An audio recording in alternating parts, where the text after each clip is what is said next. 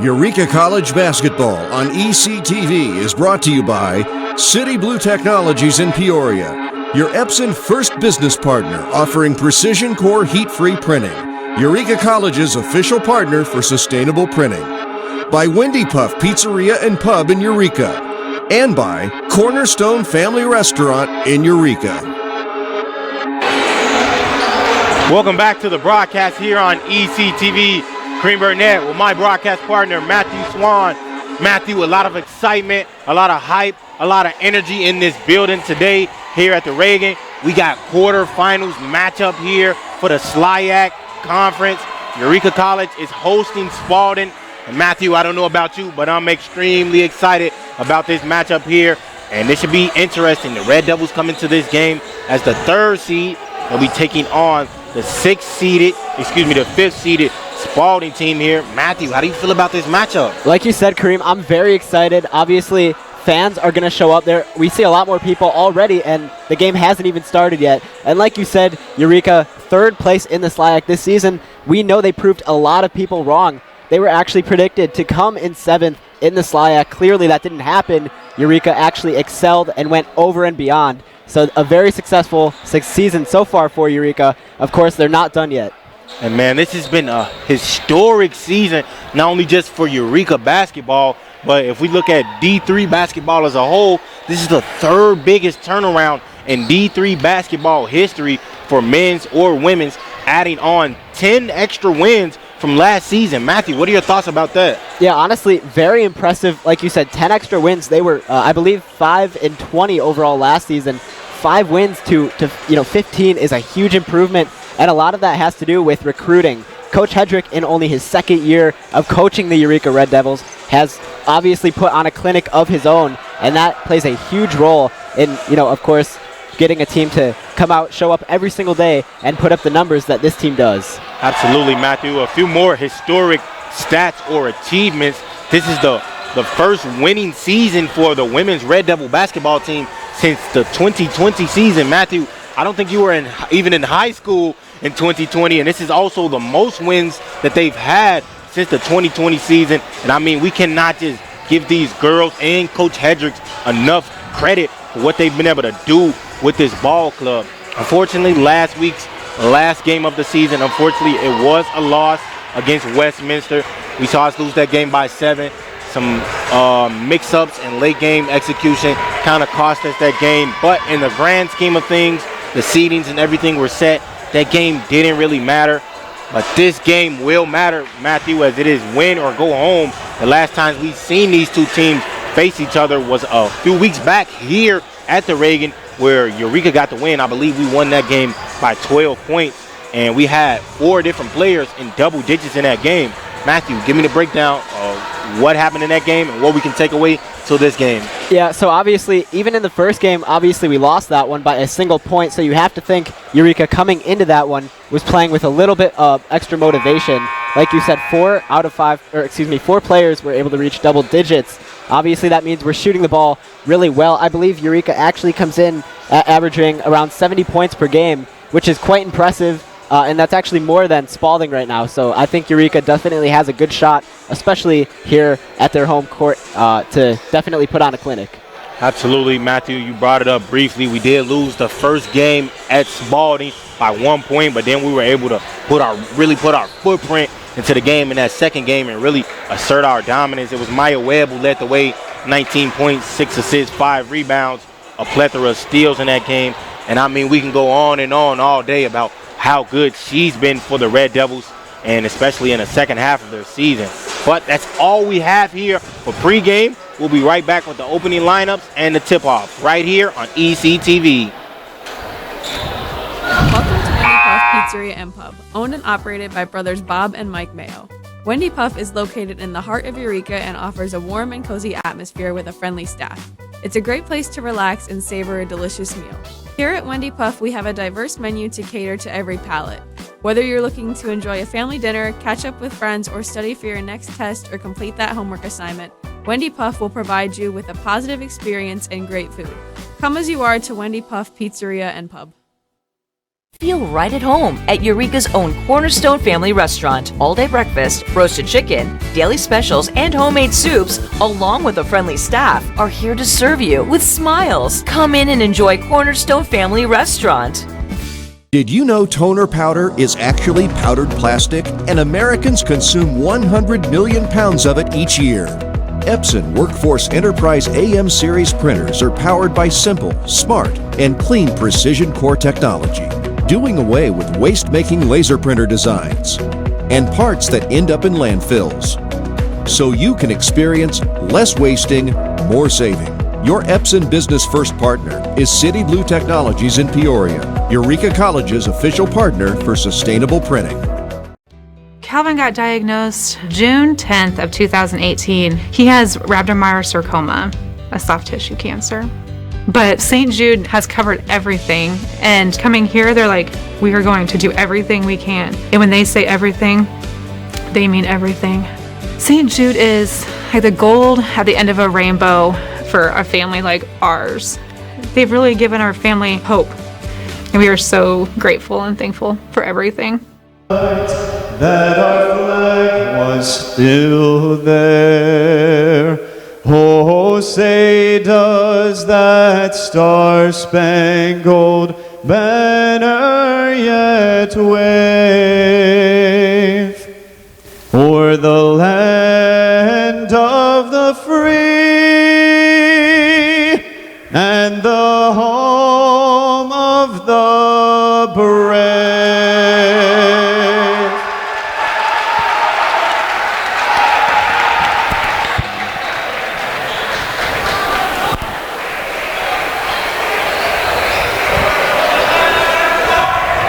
Now let's meet the starters for tonight's contest. At guard for Spalding, a 5'4" junior from Huber Heights, Ohio, number 0, Michaelia Lute.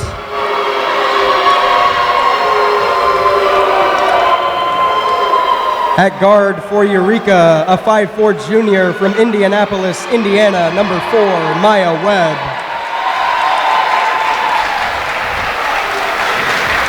At guard for Spalding, a 5'5" junior from Berea, Kentucky, number 4, Isis Rogers. At guard for Eureka, a 5'8" sophomore from Los Animas, Colorado, number 23, Sierra Garcia Reich. At guard for Spalding, a 5'8" senior from Louisville, Kentucky, number 10, Sydney Rocky.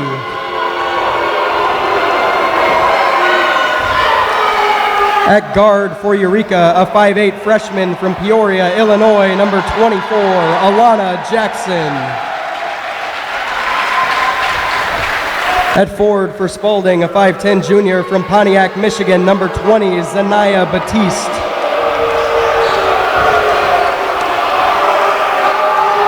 At forward for Eureka, a 5'10" junior from Metamora, Illinois, number 40, Elena Redgate. And at forward for Spalding, a 5'6" junior from Orlando, Florida, number 24, Nicole Hollowell. And at guard for Eureka, a 5'10" senior from Riverside, California, number 42, Max Naheda. The Golden Eagles are coached by Ben Arsenault in his second season and are assisted by Charles Jones, David Abbott, and Nikki Boone. The Red Devils are coached by Mike Hedrick in his second season and are assisted by Jamie Perkins. The St. Louis Intercollegiate Athletic Conference and Eureka College, along with the NCAA, promote good sportsmanship by student athletes, coaches, and spectators. We request your cooperation by supporting the participants and officials in a positive manner. Profanity, racial, or sexist comments or other intimidating actions directed at officials, student athletes, coaches, or team representatives, as well as public intoxication, the consumption or possession of alcoholic beverages and tobacco products, are grounds for removal from the site of competition and other disciplinary actions. And here we go, Matthew. Quarterfinals tipping off now. Fans very excited. Reich, quick start. And Webb scores the first bucket of the quarterfinals for the Red Devils off an inside feed coming from Garcia Reich. And I mean, what a perfect way to start. Maya Webb, one of the highest scoring players on Eureka, gets things started. The highest scoring player on Eureka, averaging over 14 a game. Luke trying to work against Redgate, kicks out Hollowell. She drives, floater blocked by Redgate. And it's going to be pulled down by Nahara. Good save by Nahara there. And Matthew, you can feel this energy in the building. The crowd standing up, everyone on their feet. And it's radiating throughout the entire town of Eureka. And Redgate scores inside. Redgate had a season high 22 points a few weeks back versus this Spalding team. Completely asserted her dominance versus this squad. And it's stolen by Nahara. Jackson with it, gonna lose it. Yeah, Kareem, I was actually just going to mention, too, Elena Redgate led Eureka in points both games against Spalding. As you said, a 22 career high in the second game, 14 points in the first game, and a great steal. Jackson stole it away, all the way to the basket. No good, cleaned up Nahara. And Red Devils off to a quick 6-0 start. Spalding doesn't like it. They're going to call a timeout. We'll take one as well, then we'll be back with quarterfinals conference play here on ECTV.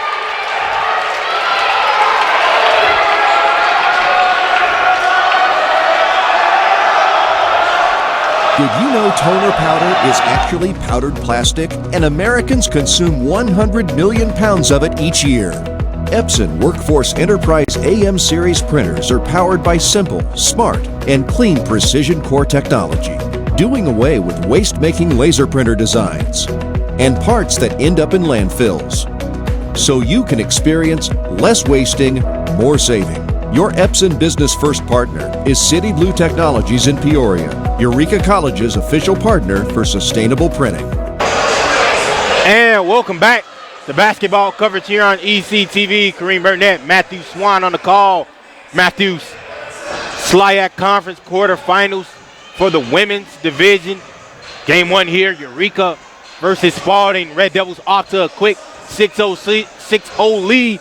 Matthew, what have the Red Devils done so far in these first 2 minutes? Already they have gotten off to a fantastic start on offense and defense as well. We've seen Spalding try to make a few runs of their own in the very first few minutes of this ball game, and Eureka, their defense already showing hope in this game. And what I like, 3 different Red Devils players have already scored. It shows you they're not relying on a single player to make the important moves here. They have a team of 5 on the floor. They're willing to use all 5. And the Red Devils coming out with that energy early. Their defense has been their calling card all year. As we see now they go into a 2-1-1, a 2-1-2 press, and Jackson deflected that pass, averaging over 3.5 steals a game. Alana Jackson has been a defensive menace in the backcourt to go alongside teammate Maya Webb. Jackson's actually gotten a few SLIAC shout-outs because of how great her defense has been this season. Absolutely. It's Rogers with it now. Jackson picking her up, adding pressure. He's going to guard her the whole way. Kicks it Hollowell. Left corner, triple up. Hollowell won't go. Pull down Nahara. Ball deflected by Luke. Going to go up. And Luke going to get on the board here. Michaela Luke, the first basket for Spalding. That is a dangerous spot for the Golden Eagles to be in right now, right next to the Red Devils fans. And on top of that, Luke was surrounded by several Eureka players. Webb with it now. She had success in the previous game versus this Spalding team. 19 points. Jackson from deep. Won't go. Pull down Garcia Rice. Good offensive board there. Webb resets. Garcia Rice, top of the key. Triple. Won't fall. Nahara battling. Pulls it out. Back Garcia Rice. Webb with it. Way downtown. Won't go. Pull down Batiste. She had 13 rebounds last game out. And we're going to get a foul call, I believe, going against Elena Redgate battling injury, left leg injury she suffered Saturday versus Westminster. We have class today. I asked her how was she feeling about her injury. She says she feels fine. Leg is just a little stiff, a little sore. So something to keep note of here. Yeah, and I believe Nahara maybe got a little shaken up too last game against Westminster in the fourth quarter, but obviously ready to play here tonight. Hollowell, top of the key, triple is good. She cut the lead down to 1. Webb with it now. Rogers adding pressure on her. Yeah, as you can see, Spalding, one of those teams, they're not going to give up easily. Already they're starting to make a comeback. Redgate gets her own offensive board. Out Nahara. She's going to reset. Garcia Rice thought about it. Corner Jackson going to make her move. Spinning against Luke. And we're going to get a travel call going against Jackson on that play. Well, we know coming into this game, both teams are going to be playing with a little bit more high intensity, and that might cause some of those turnovers, as we just saw. Absolutely, Matthew, a thing to keep note of. Lute over to Rocky. Rocky getting inside, strip, and we're going to get a foul call instead. Foul, I believe, is going to go off of Jackson. No, it's going to go off of Redgate, and that'll be Redgate's second foul early. So Ness is going to substitute in for her. Eureka College Red Devils basketball is made possible by Wendy Puff Pizzeria and Pub in Eureka, locally owned by Mike and Bob Mayo.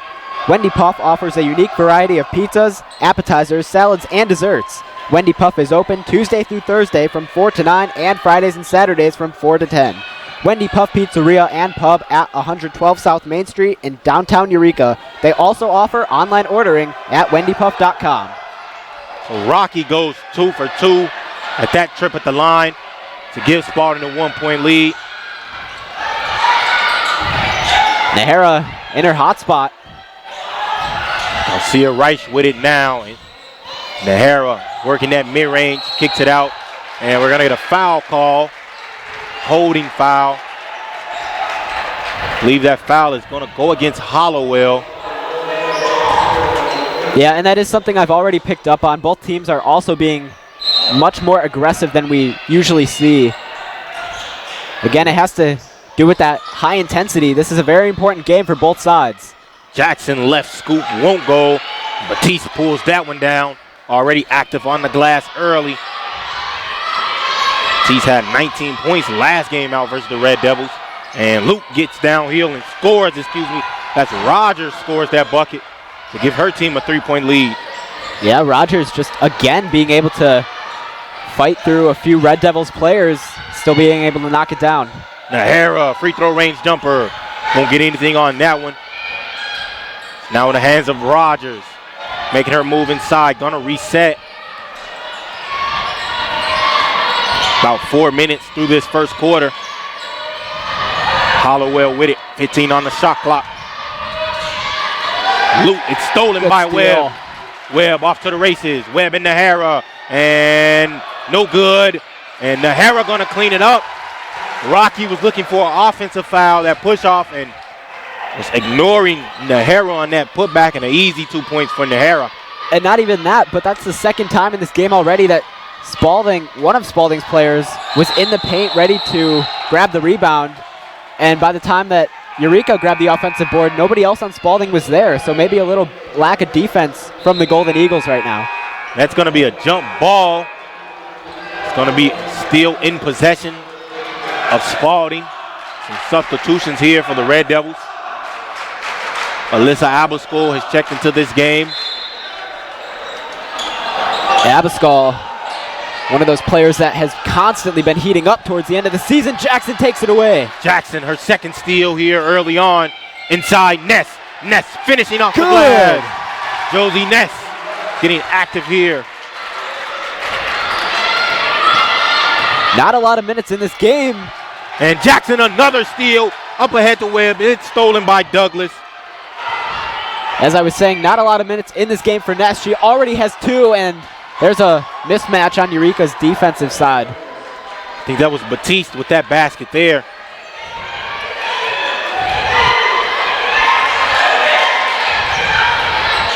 Abascal on the drive. Douglas guarding her. Ness corner triple won't go. Pulled down by Rogers. Spalding has done a really great job so far defending Eureka's three-point shooting. And of course, that's something we're going to hope to see them kind of start to pick up on a little bit moving forward. Batiste working against Ness. Kicks outside. Rocky making her way inside. And we're going to get a call here. We're going to get a push going against Nahara. Yeah, Nahara, a lot of contact in this game. Multiple fouls already. And Eureka actually had 4 players in foul trouble last game against Westminster. 2 actually fouled out, being Reich and Jackson. Douglas inside Batiste, and it's going to be a turnover here. Douglas overthrew that pass, trying to get that entry pass to Batiste. So it's going to be Ness to inbound it for the Red Devils. And that's a good way to interrupt the flow of Spalding's game right now. Obviously, they've been on a little bit of an offensive run, but that's a good way to get Eureka to take things back into their initiative. Abascal wide open, won't go. It's going to ring in and out. Batiste will pull down that rebound. Rocky making her move against Garcia Rice.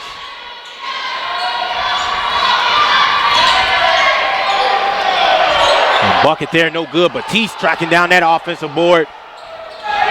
Rogers kicks Douglas. Douglas getting to the mid-range. High arcing midi, good.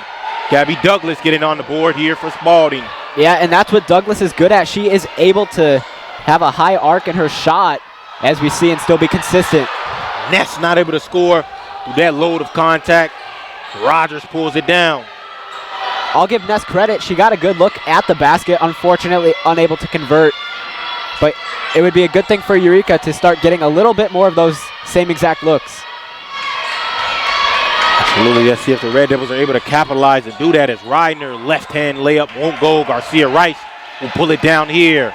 Up ahead, Abascal. Open look. And Abascal lays good it up with the pass from Webb.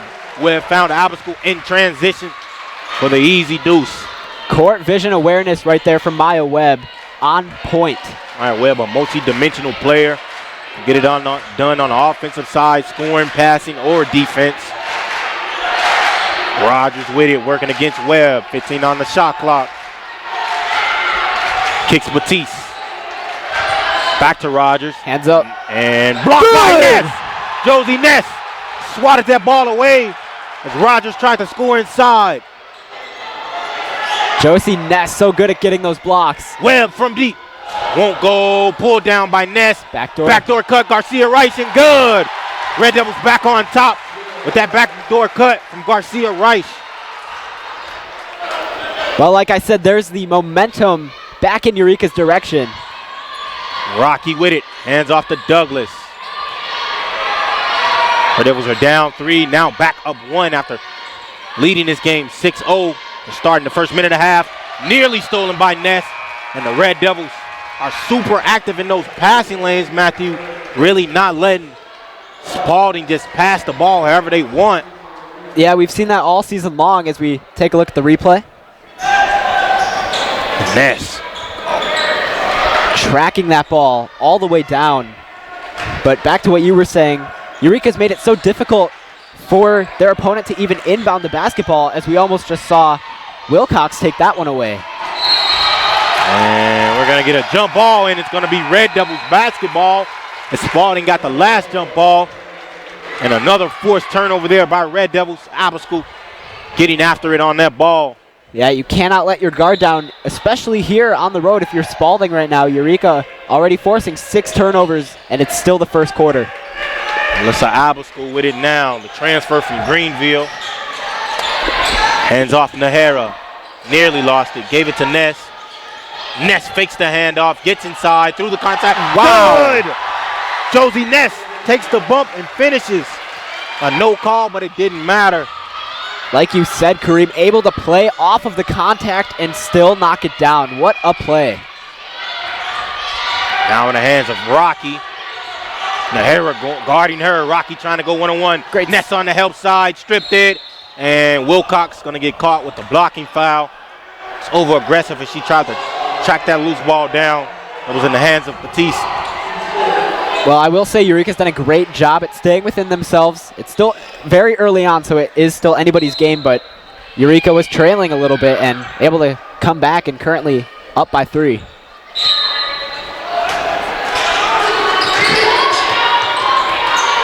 Hollowell. Lou thought about that triple step back. Kicks it to Reidner. She's going to drive. Blocked again by Ness. And Josie Ness is all over the paint, defending the guard. Josie Ness getting after it defensively, holding down the fort for the Red Devils. And Jackson is getting plays called from Coach Hedrick. Ness with her second block of the game. She is going to be key on defense here for Eureka. School nearly lost it, is going to lose it. Ends up in the hand of Hollowell. She pushes it up to Rocky. Red Devil smothering her inside Batiste. Hands up. Ridner wide open, good. Ridner cashes it home from deep. We're all knotted up at 16 apiece. Eureka can hold on to the basketball for the remaining 20 seconds of this game. Nahara with it. Quarter. Wilcox. She subbed in about 2 minutes ago. Corner Abascal. 8 seconds left in this first quarter. Driving, block, lost it. Batiste with it now. Nearly stolen by Nahara. Rocky with it. Gets it over the loop. And gonna run out of time here. Hollowell triple won't count. We're all knotted up at 16 apiece here. That's the end of the first quarter coverage of the SLIAC Women's Quarterfinal. We'll be right back with second quarter coverage here on ECTV. Wendy Puff Pizzeria and Pub, owned and operated by brothers Bob and Mike Mayo. Wendy Puff is located in the heart of Eureka and offers a warm and cozy atmosphere with a friendly staff. It's a great place to relax and savor a delicious meal. Here at Wendy Puff, we have a diverse menu to cater to every palate. Whether you're looking to enjoy a family dinner, catch up with friends, or study for your next test or complete that homework assignment, Wendy Puff will provide you with a positive experience and great food. Come as you are to Wendy Puff Pizzeria and Pub. Feel right at home at Eureka's own Cornerstone Family Restaurant. All-day breakfast, roasted chicken, daily specials, and homemade soups, along with a friendly staff, are here to serve you with smiles. Come in and enjoy Cornerstone Family Restaurant. And welcome back to coverage here on ECTV. Kareem Burnett, Matthew Swan on the call. We got SLIAC Conference quarterfinal play here. Red Devils hosting Spalding. For everyone just tuning in, we're knotted up at 16 apiece. Matthew, give me the breakdown. What happened in that first quarter? Yeah, both teams obviously off to a very aggressive start, and that's expected. It's a playoff game. We are bound to see a lot of intensity, and most likely it will continue throughout this game. One thing I do want to point out is that there has been a lot of back and forth, and it's early. Obviously, the end of the first quarter, both teams tied at 16 apiece, but that just shows you how much each team wants to win this ball game. Absolutely, Matthew. We mentioned in the pregame, and we said it several times on the broadcast already, these teams did split their regular season matchups 1-1. Both teams winning at their home court. Red Devils winning by 12, while Spalding won by 1. So a thing to keep note of as this game is closer and closer towards the fourth quarter. But I digress as Rocky pulls up for the mid-range. Garcia Rice pulls that down up ahead to Webb. So, Kareem, I know you've commentated one playoff game at Eureka before. How is the fan base here tonight compared to the previous fan base in that past playoff game? I actually didn't commentate that playoff game with Spencer Davis and Joshua Howard did that game. But I was at that game doing camera duty, and it was just as electric. But I would say that this crowd has that crowd beat. It's really the men's baseball team here at Eureka have brought the energy, the much-needed energy, matching the team's energy. So I'm excited as Webb wide open. Good. She's going to knock that one down. I'm surprised they didn't get a foul call there. Absolutely. And stolen away by Redgate. And she's going to get herself a wide open layup. Just barely going to miss it. She thought she made it. Nahara there to clean it up. And that's the third missed layup Maxine Nahara has cleaned up for the Redgate in just this first half. Yeah, and that's exactly why we stress grabbing the offensive rebound so often, because it's important. Nahara already has 6 points just off of having that second chance opportunity. Nahara 5 rebounds in this game. And Garcia Rice fouled Hollowell on that drive. So she's going to go to the line.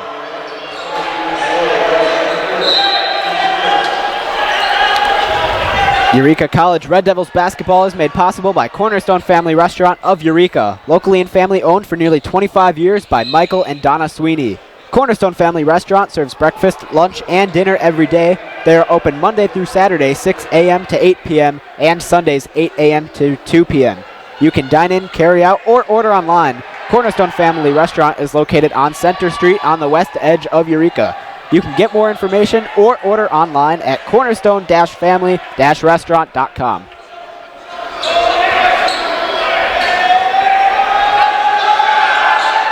And Hollowell knocks down both free throws, cutting that Red Devils lead down to only 2. Hollowell, a junior this season.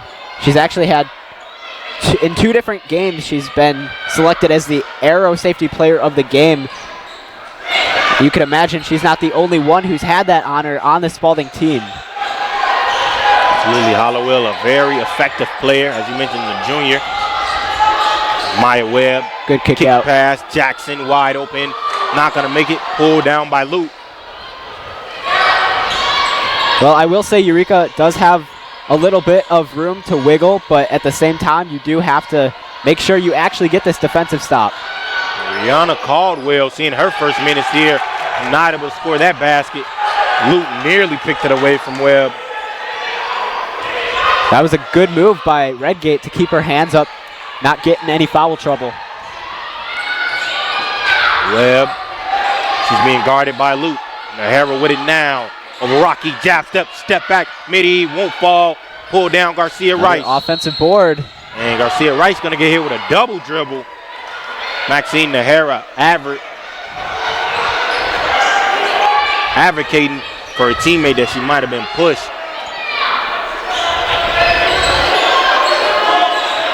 We with it over to Douglas. Douglas guarded by Jackson. Skip past to Rogers. Gets it over to Lute. Crowd not happy with that. Thinking Rogers might have got away with a carry call. 12 seconds on the shot clock. Douglas over to Rogers. Rogers looking for Caldwell. Gonna settle for Douglas instead. Making her move against Jackson. Great steal. Stolen by Webb. And we're gonna get a foul call. Maya Webb and Gabby Douglas got tripped up as Webb stole the ball away. And that's another mental mistake by Spalding. Douglas taking a little too much time on that drive. She realized she only had about 5 seconds left to make a play, and by that point, Webb already all over Douglas. And Hara gonna inbound it here. Gets it over to Webb. Webb being guarded by Rogers. Over to Hara. Feeds it Redgate inside. Redgate slip pass to the cutting Garcia Rice, yes, and good. Sir. Garcia Rice, her second bucket from that backdoor cut that she received from both of our centers. Ball movement is becoming a huge play for Eureka right now, and another lack of defense moment. Caldwell completely open as Redgate slid over to help on that defensive play, leaving Caldwell with all the space in the world. Yeah, that's the second time we've seen Spalding have that same exact opportunity. And we're gonna get a jump ball. Should be Spalding ball, and it will be. It's Nahara and Lute. We're fighting for that one, and we got a replay here on that foul. And Douglas tried to steal the ball back from Webb and ended up tripping Webb, and Webb ended up in that process tripping Douglas. So a double trip there leads to a foul. Lute has it now. Red Devils with that intensive press that they've run all season, and we got a kick ball off of Nahara. Ball will be inbounded on the sideline. Yeah, and this is a good thing for Eureka because, like we mentioned earlier, we know that the Red Devils make it almost impossible for their opponent to even inbound the basketball. So it'll be interesting to see how this plays out. As Red Devils, we've said so many times this season on the broadcast, defense has been their calling card. As Webb, almost another steal there. We're going to get a steal. Garcia Rice with it. Up ahead to Webb. Douglas the man to beat. Bump, and Webb able to draw the contact on that play. She's going to earn herself her first look at the line here in this game.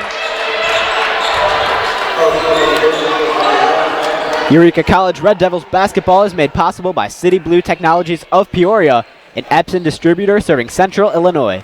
Did you know that North America consumes around 100 million pounds of toner powder annually? This is the equivalent of more than 2.5 billion plastic bottles, 9.5 billion plastic bags, or 116 billion plastic straws. Epson now has precision core heat-free printing as an alternative to laser printers. You can learn about sustainable printing solutions from City Blue Technologies at citybluetechnologies.com. Webb splits the trip at the line there, going 1 of 2. So Lee will be at 3 for the Red Devils. Douglas snaking her way all the way to the basket. And she's going to give the crowd a silence motion. The crowd won't like that one. Yeah, and that's why transition is so important, especially on defense. And Eureka in a very tight spot right now. They don't have too comfortable of a lead. Garcia right from the corner, knocks it down. Red Devils lead up to 6.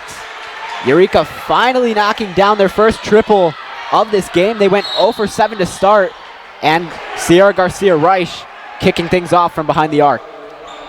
And Nahara going to get hit with a foul call. I believe that's her second or third foul here tonight. We're going to get some substitutions. Alyssa Abascal will check into the game for Webb.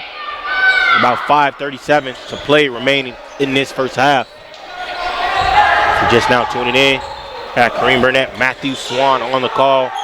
Women's quarterfinal game 1 between the Red Devils and Spalding. Hollowell guarded by Nahara. Rocky bounce past Batiste. Batiste up and over Nahara. And Batiste gonna score the basket there. Yeah, Batiste weighing out her options a little bit on that play.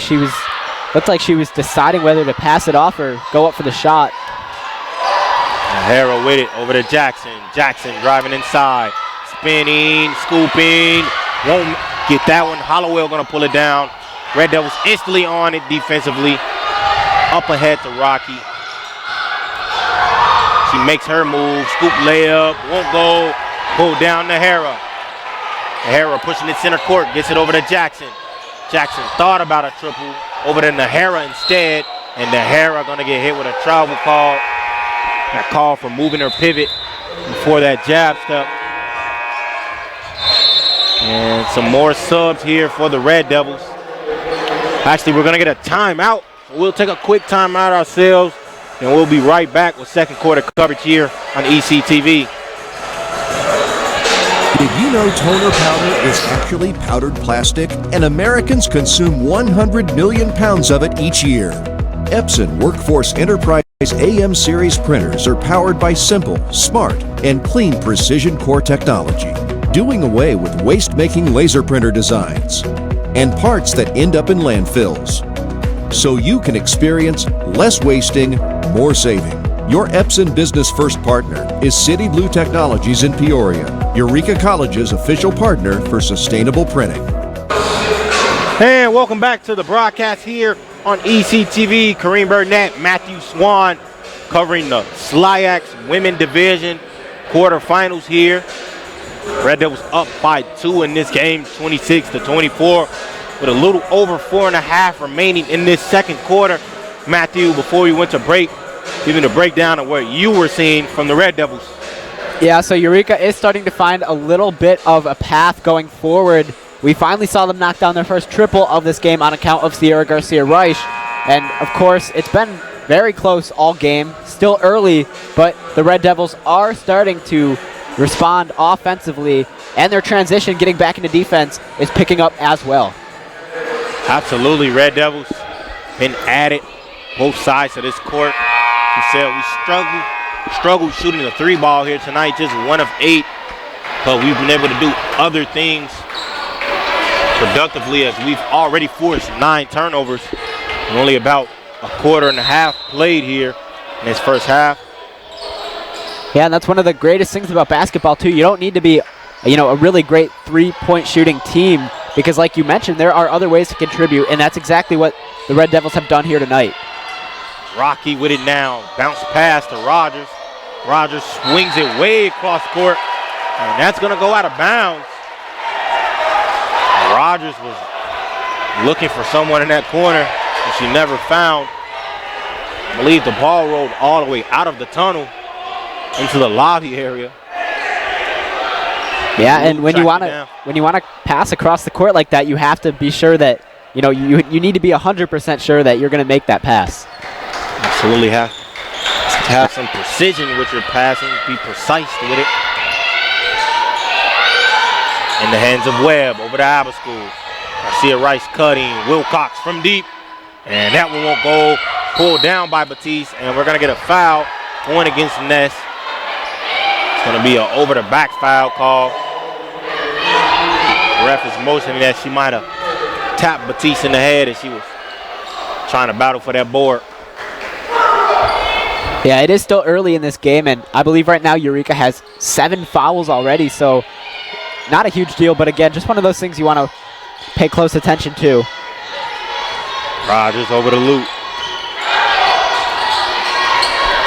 Lute is being guarded by Wilcox. Loses her dribble for a moment. Gets it over to Rogers. Rogers trying to go up and over Webb. Webb is there defensively. 7 on the shot clock now. Back in the hands of Lute. Wilcox guarding her. Step back. Webb. Hollowell won't go. Pulled down by Wilcox. Another great defensive stop by Eureka. They're not really letting Spalding get any good looks at the rim right now. And a risky pass there by Wilcox is stolen away by Hollowell. Hollowell over to Rocky. Rocky, she's being guarded defensively by Garcia Rice.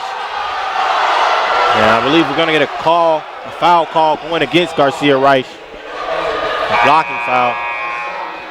I believe that was actually Wilcox. And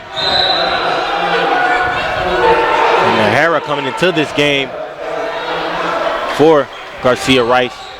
And Hollowell going to come out of the game as well in favor of Douglas. And we got Zarello, Alyssa Zarello checking into the game. Seeing her first minutes here. Quarterfinal play. She comes in for Wilcox.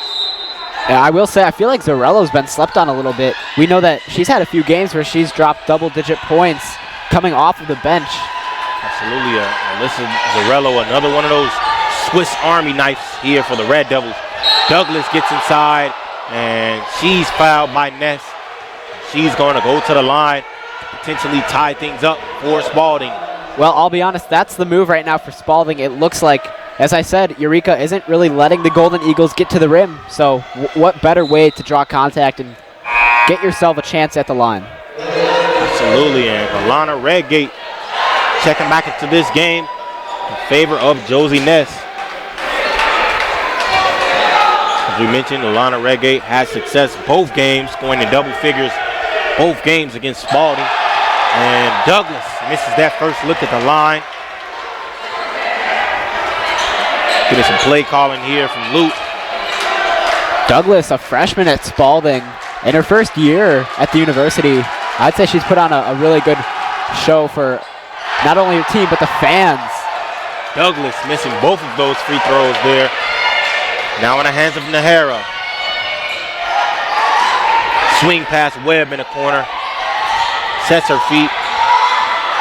They're going to dribble it out. 15 on the shot clock. Over Nahara. Pull up midi. Good. Maxine Nahara getting to her sweet spot and knocking down the midi. Something we've said countless times during this basketball season. Nahara, as you said, able to knock one down in her sweet spot. We know that she's taken a few shots already. Finally, she looks like she's starting to get a little comfortable on the floor. Batiste with it, top of the key. Gives it off to Douglas. Douglas denying the screen, going up against the Good move. Won't make it. Batiste pulls it down. Lute out for the long two, and we got some confusion of play. Refs talking things over here about the play call. Still not quite sure what was called. We've seen no hand motions or signals. Just one ref pointing in the direction of Batiste. So here we are. Official play call. I believe the ref is holding up number 21. Yeah, not really sure what's going on at the moment. I'm just as confused, Matthew. And that's not the first time either that we've ran into a situation like this. It's hard to tell because the refs usually aren't very verbal in making a call when when we are in that situation. It's not like the NBA where they announce it to the whole world. 3 seconds left on the clock. Douglas gets it up. Won't go. Pull down Batiste. Lute back out for the three. Nahara finally able to give the Red Devils possession of the ball. They lead this game by 4. Zarello with it. Hands it off Abascool, making her move against Douglas. Swinging at Zarello. Abascal from deep. Won't go. Pull down Redgate. Goes up and scores it. Elena Redgate gives the Red Devils tie for their biggest lead of the night. 6-point lead with a minute and a half remaining in the first. Again, Eureka, another offensive board. They're 9th of the night. I can't even tell you how many points they've gotten off of offensive boards already. You know, at least 8. 2 coming from Redgate and 6 coming from Nahara. We're going to get another foul call here. Reach-in foul. Yeah, and again, that looks like the only way Spalding's able to actually put anything on the board right now. The foul's going to go against Zarello. Alyssa Zarello. We got some more subs. Jackson has checked into this game in favor of Abascal, and then Ness has come back in for Redgate.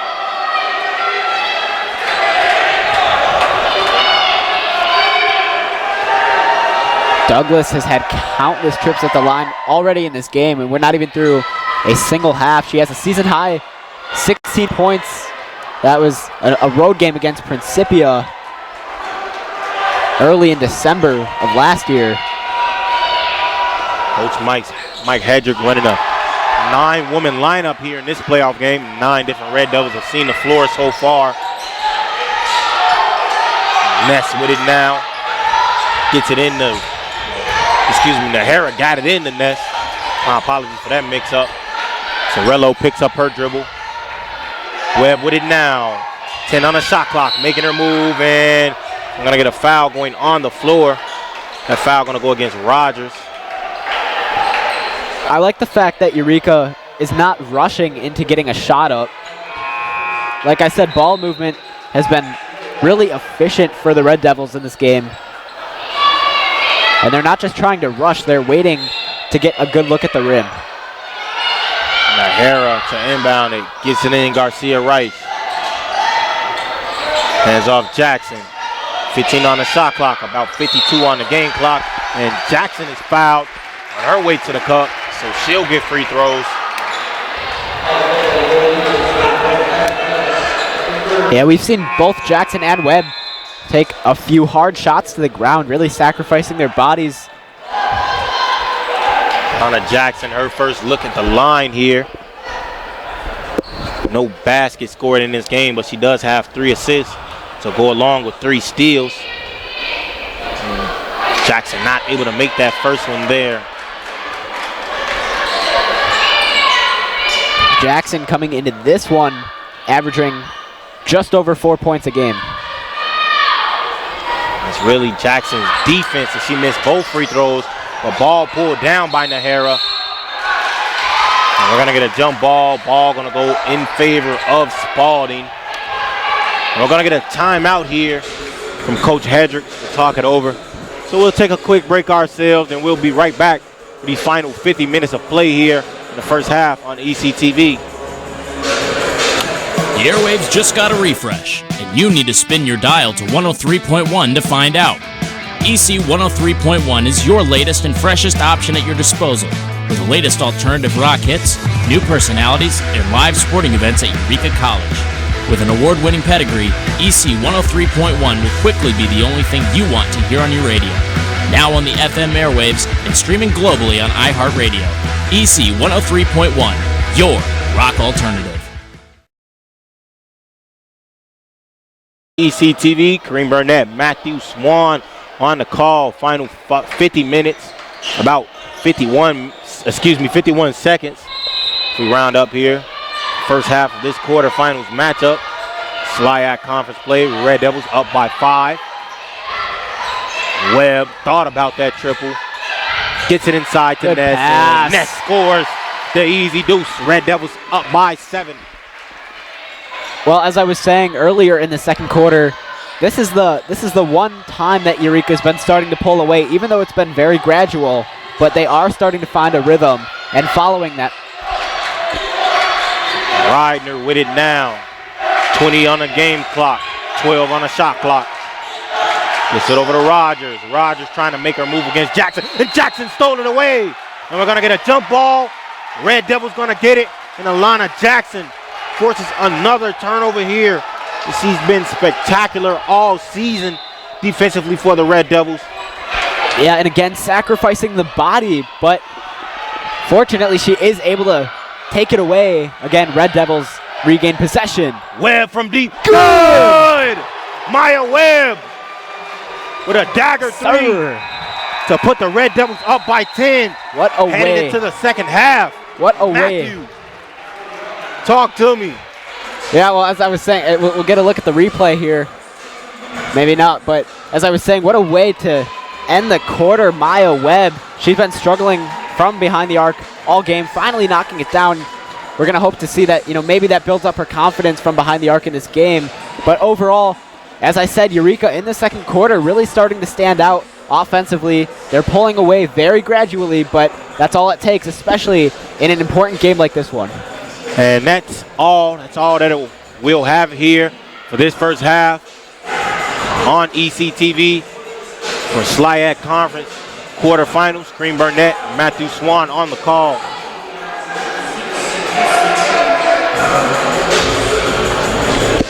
Passion's love. Passion is love for what you do. Because I think when you face challenges, it comes down to how much you want it and how much you love it. Passion is what keeps you going forward. Seeing so many people that were like-minded and so hardworking in their sport and academics, being surrounded by like-minded people makes you want to be more passionate. I think it pushes you to a different level that maybe you didn't think you had, and you can do the best of both worlds and love all of it.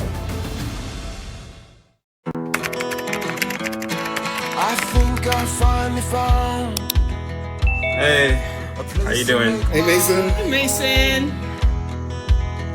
Got a new house. It's looking pretty cool so far. A place that I call home. I'm teaching Louise how to cook some lasagna. It only takes a spark to make a fire start.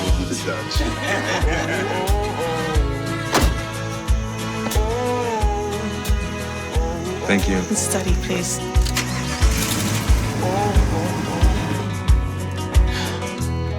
I think I finally found a place to make my own. A place that I call home.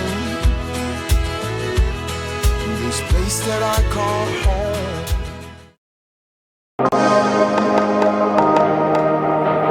Hi there. I'm Sean Sandrock, and I'm a sophomore here at Eureka College, studying political science and history with a pre-law emphasis and music vocal performance. And I'm going to be showing you around campus today.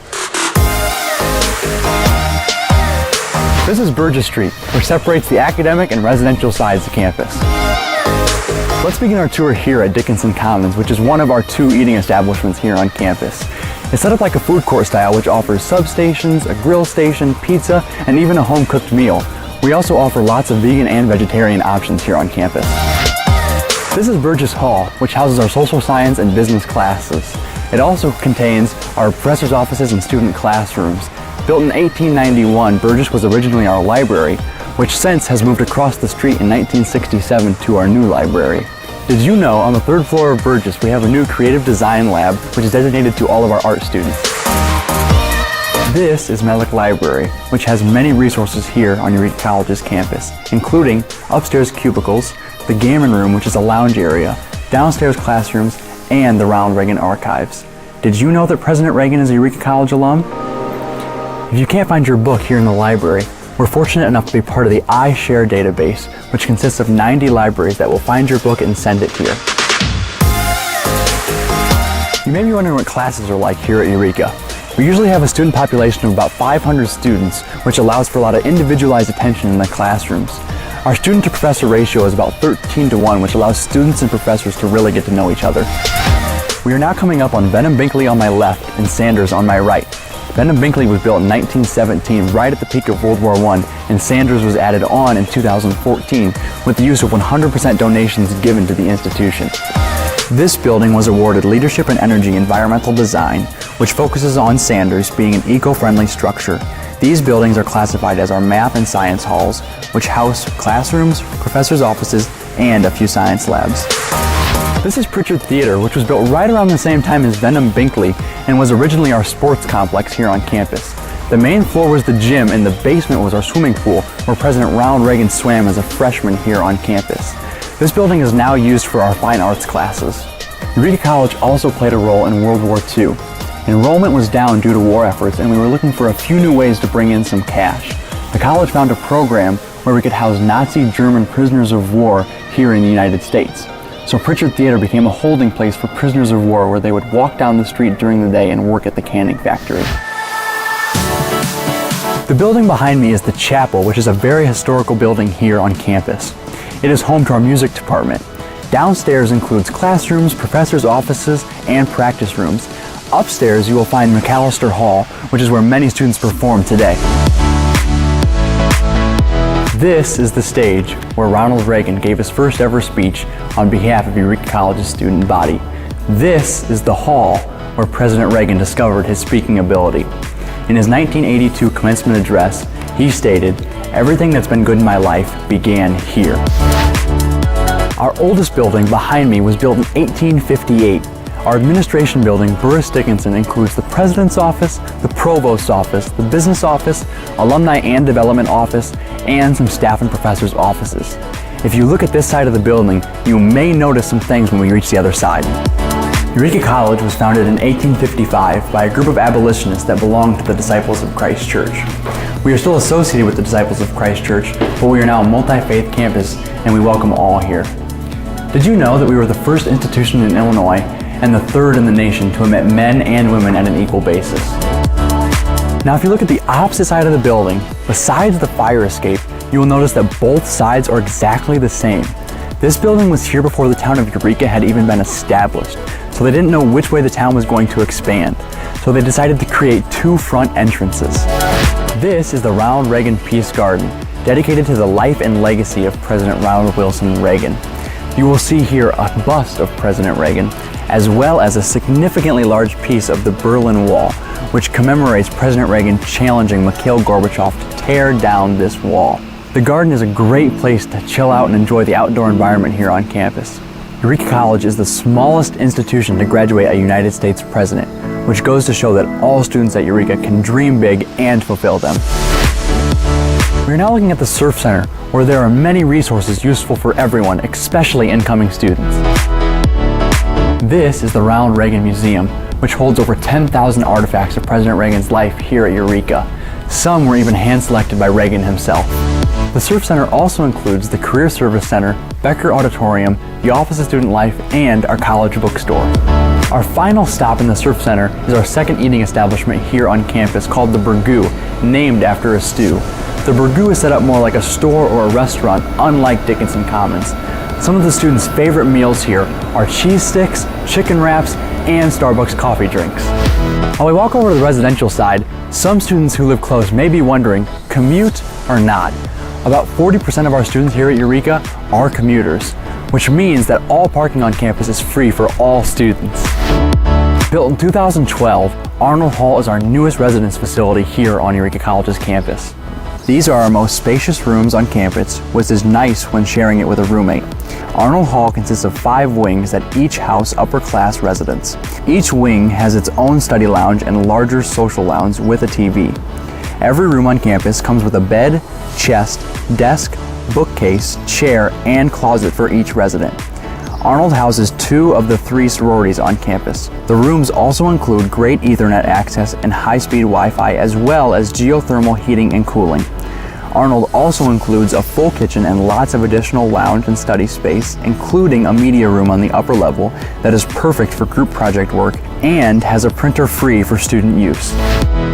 Behind me is Langston Hall, which is an upperclassmen residence facility that offers suite-style living. Langston is co-ed by suite and is set up with 2 single-person rooms that share a toilet and shower in the middle, but have their own sinks in their rooms. It is convenient for upper-class students who would like to live in a quieter environment. Each floor in Langston has a large lounge area with a TV, study, and social space. The lobby area has a couple computers and a printer for student use. This is the Reagan Athletic Complex, dedicated to President Ronald Reagan and his older brother Neil, who also attended the college. Our gym is completely equipped with stadium chairs, which means every chair has a back. We are the only NCAA Division III school to have this luxury. Upstairs, a classroom, some event rooms, and many coaches' offices. The Bonatti Fitness Center is offered free to all students who would like to exercise using machines. Even commuter students have the access to this facility free of charge. Last in this building, our weight room, which is full of new equipment as of fall of 2019. Just outside the Reagan Athletic Complex, we have our football and soccer field, as well as our baseball and softball diamonds. The football and soccer field was converted into AstroTurf, and it also includes a Megatron. Here at Eureka College, we have many different athletic teams that compete throughout various times of the year. To my right is Founders Court, which is predominantly a freshman residence hall. Both of our freshman residence halls are set up to be limited occupancy so students can get to know each other and create a community value. Founders consists of 4 separate buildings that are all connected by stairwells: Darst, DeWeese, Ford, and Myers. All of our residence halls have access to laundry areas that are free of charge for all students. Founders Court residents use Ben Major just next door for additional lounge space and a large laundry facility.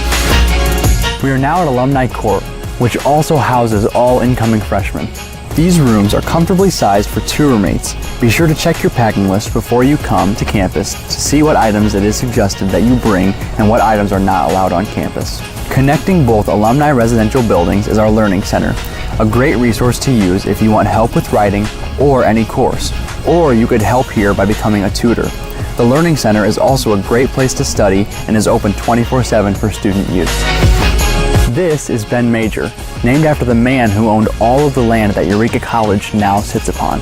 This is a recreational building here on campus, which gives the students opportunities to chill out, play games, or even watch TV. To finalize our tour, behind me is Guns N' Hauser Hall. It was built in 1929. It was extensively remodeled, but we strive to keep the 1920s look with the original wood floors, doors, and pedestal sinks. This concludes our tour here at Eureka College. For more information or to schedule a tour, please visit us online. We hope to see you soon. Welcome to Wendy Puff Pizzeria and Pub, owned and operated by brothers Bob and Mike Mayo. Wendy Puff is located in the heart of Eureka and offers a warm and cozy atmosphere with a friendly staff. It's a great place to relax and savor a delicious meal. Here at Wendy Puff, we have a diverse menu to cater to every palate. Whether you're looking to enjoy a family dinner, catch up with friends, or study for your next test or complete that homework assignment, Wendy Puff will provide you with a positive experience and great food. Come as you are to Wendy Puff Pizzeria and Pub. Feel right at home at Eureka's own Cornerstone Family Restaurant. All-day breakfast, roasted chicken, daily specials, and homemade soups, along with a friendly staff, are here to serve you with smiles. Come in and enjoy Cornerstone Family Restaurant. Did you know toner powder is actually powdered plastic, and Americans consume 100 million pounds of it each year? Epson Workforce Enterprise AM series printers are powered by simple, smart, and clean precision core technology, doing away with waste-making laser printer designs and parts that end up in landfills, so you can experience less wasting, more saving. Your Epson Business First partner is City Blue Technologies in Peoria, Eureka College's official partner for sustainable printing. Calvin got diagnosed June 10th of 2018. He has rhabdomyosarcoma, a soft tissue cancer. But St. Jude has covered everything, and coming here, they're like, we are going to do everything we can. And when they say everything, they mean everything. St. Jude is like the gold at the end of a rainbow for a family like ours. They've really given our family hope, and we are so grateful and thankful for everything. There's nearly 678,290,000 kids under 5 around the world. But what's so important about being 5? A lot, it turns out. Children who live to age 5 are twice as likely to reach adulthood. That's why vaccines matter so much. For 40 years, Rotary and partners have delivered vaccines globally. Like here, and even here. Impressive, right? But 12.5 million children are still totally unvaccinated. Rotary knows we can find them.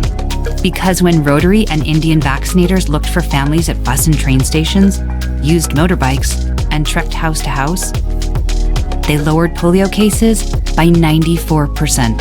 See, it can be done, and the results are worth it.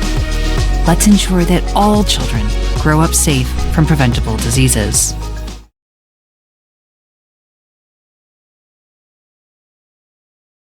In the SLIAC quarterfinal tournament against Spalding University, a very back and forth type of game to start, but Eureka pulling away towards the end of the second quarter. Absolutely, Matthew. It was with about 5 seconds left in that second quarter. Maya Webb, a big-time triple to give the Red Devils the first double-digit lead for either team in this game so far, and it was a perfect way to end the half, if you ask me. Yeah, I was actually just going to say that too. You took the words right out of my mouth. A very, very good way to end the second quarter, because Eureka starting this third quarter up by 10, and that's the largest lead that they've had here tonight. And that's going to be huge. Seeing the Red Devils start this game off 6-0, now up 10. Spalding was started in the second half. Let's see how these Spalding women come out, fight back, and Batiste misses that early, gets her own rebound, her 7th offensive rebound of the game, and Luke gets that floater to go. Batiste was absolutely dominating in that first half on the glass. I will say Eureka has shot a lot better from the field in that second quarter compared to the first quarter. And it was Maya Webb matching Luke floater for floater. She pushes the lead back up to double digits. Steal there by the Red Devils. And it's going to be Hollowell picking it up. And she's trapped. Nearly lost it. Luke with it now. Stopping. Kicking it Hollowell. Hollowell, right wing triple, won't go. Pull down Garcia Rice. Yeah, we've seen a few of those where Spalding might have gotten away with a travel call. And one. Elena Redgate with that laser of a pass coming from Garcia Rice. Yeah, we know Elena Redgate tends to be very aggressive against Spalding in specific. Remember, she actually has led Eureka in points both games against Spalding. One of those games included Redgate having herself a career high. Absolutely. Elena Redgate, super integral what the Red Devils do offensively, especially in this Spalding matchup, is Luke. Dump pass to Batiste. Jackson pushing up on her, nearly out of bounds. Rogers saves it. Rogers with it now, making a move against Garcia Rice. Back toward the Batiste. Goes up, misses it. Pulls down, nearly another offensive rebound. It's Redgate instead. Up ahead to Nahara. Rogers to beat. Nahara up and over. No call there. The miss from Nahara.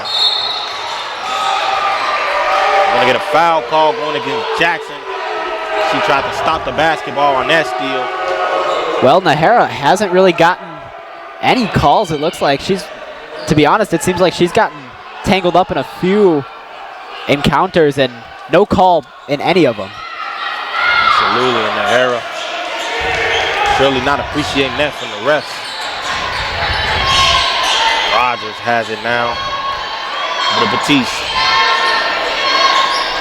Even to start out this third quarter, though, it looks like Eureka is playing with a lot more control. They have a plan coming out, so it definitely shows. Pulls up over Redgate, no good. Nahara with her 10th rebound of the game. Yeah, if she can score one more bucket, she'll have herself a double-double. Took the words out of my mouth, Matthew, as I was going to say, already nearly a double-double. Good look. Garcia Rice misses that backdoor cut, gets her own rebound, blocked by Batiste. Up ahead now to Rocky. Rocky, step back dribble move, won't go. Pull down Garcia Rice. Just not enough power on that shot from Rocky. Webb slowing it down here. Jackson has it right wing. Rush screen there from Redgate, driving inside, kicks Nahara, corner triple. Good. Maxine Nahara letting it fly from deep. Red Devils up 16. Spalding gonna take a timeout. We'll take a break as well. You're watching in on ECTV.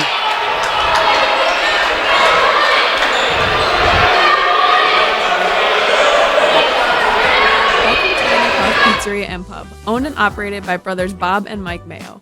Wendy Puff is located in the heart of Eureka and offers a warm and cozy atmosphere with a friendly staff.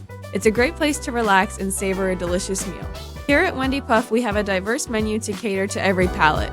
Whether you're looking to enjoy a family dinner, catch up with friends, or study for your next test or complete that homework assignment, Wendy Puff will provide you with a positive experience and great food. Come as you are to Wendy Puff Pizzeria and Pub. And welcome back. Second quarter coverage beginning here on ECTV. Kareem Burnett, Matthew Swan on the call.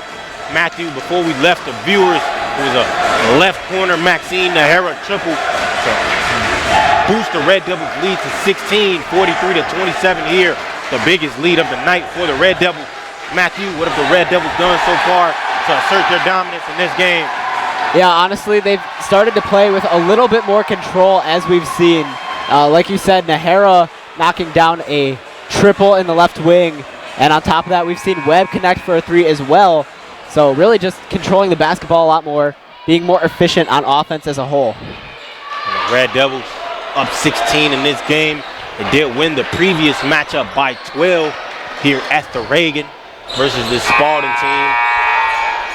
Red Devils on a tear, really coming out of that Christmas break. The Red Devils have looked like almost a completely different team. They won 7-3 of their last 10 games. One of those wins, of course, coming against Spalding. And Nahara going to pick up a ticky-tack foul there. That'll be her third foul of the game. Yeah, you mentioned that since coming out of the half, Eureka looks like, you know, they're on a different game plan right now, and it's working for them. But you have to think maybe Coach Hedrick gave him one of his talks. We talked to Coach Hedrick. He also told us that, you know, sometimes you have to wake your team up, and if that means being a little aggressive, then so be it. So maybe Coach Hedrick getting his team fired up a little bit, as he does. Luke has it now. Garcia Rice guarding her. Over to Rogers. Teeth. 7 on the shot clock. Hollowell got to make her move. 5 on the shot clock now. And Rocky missing that three, but Batiste cleans it up. Another miss there. Hollowell tried to go up, won't get it. Now in the hands of Webb. Up ahead in Nahara. Spalding just inaccurate everywhere on the floor right now. Webb making her move against Rogers and not able to get that one there. A risky pass made there from Hollowell. Rogers ends up with it. Batiste, close range jump shot. Won't go. Batiste, another offensive rebound. Nearly stolen. Will be stolen. Garcia Rice with it. Up to Webb. Webb, no one to beat. Layup. Good! Maya Webb with the and one there. As Luke caught her at the last second with some contact.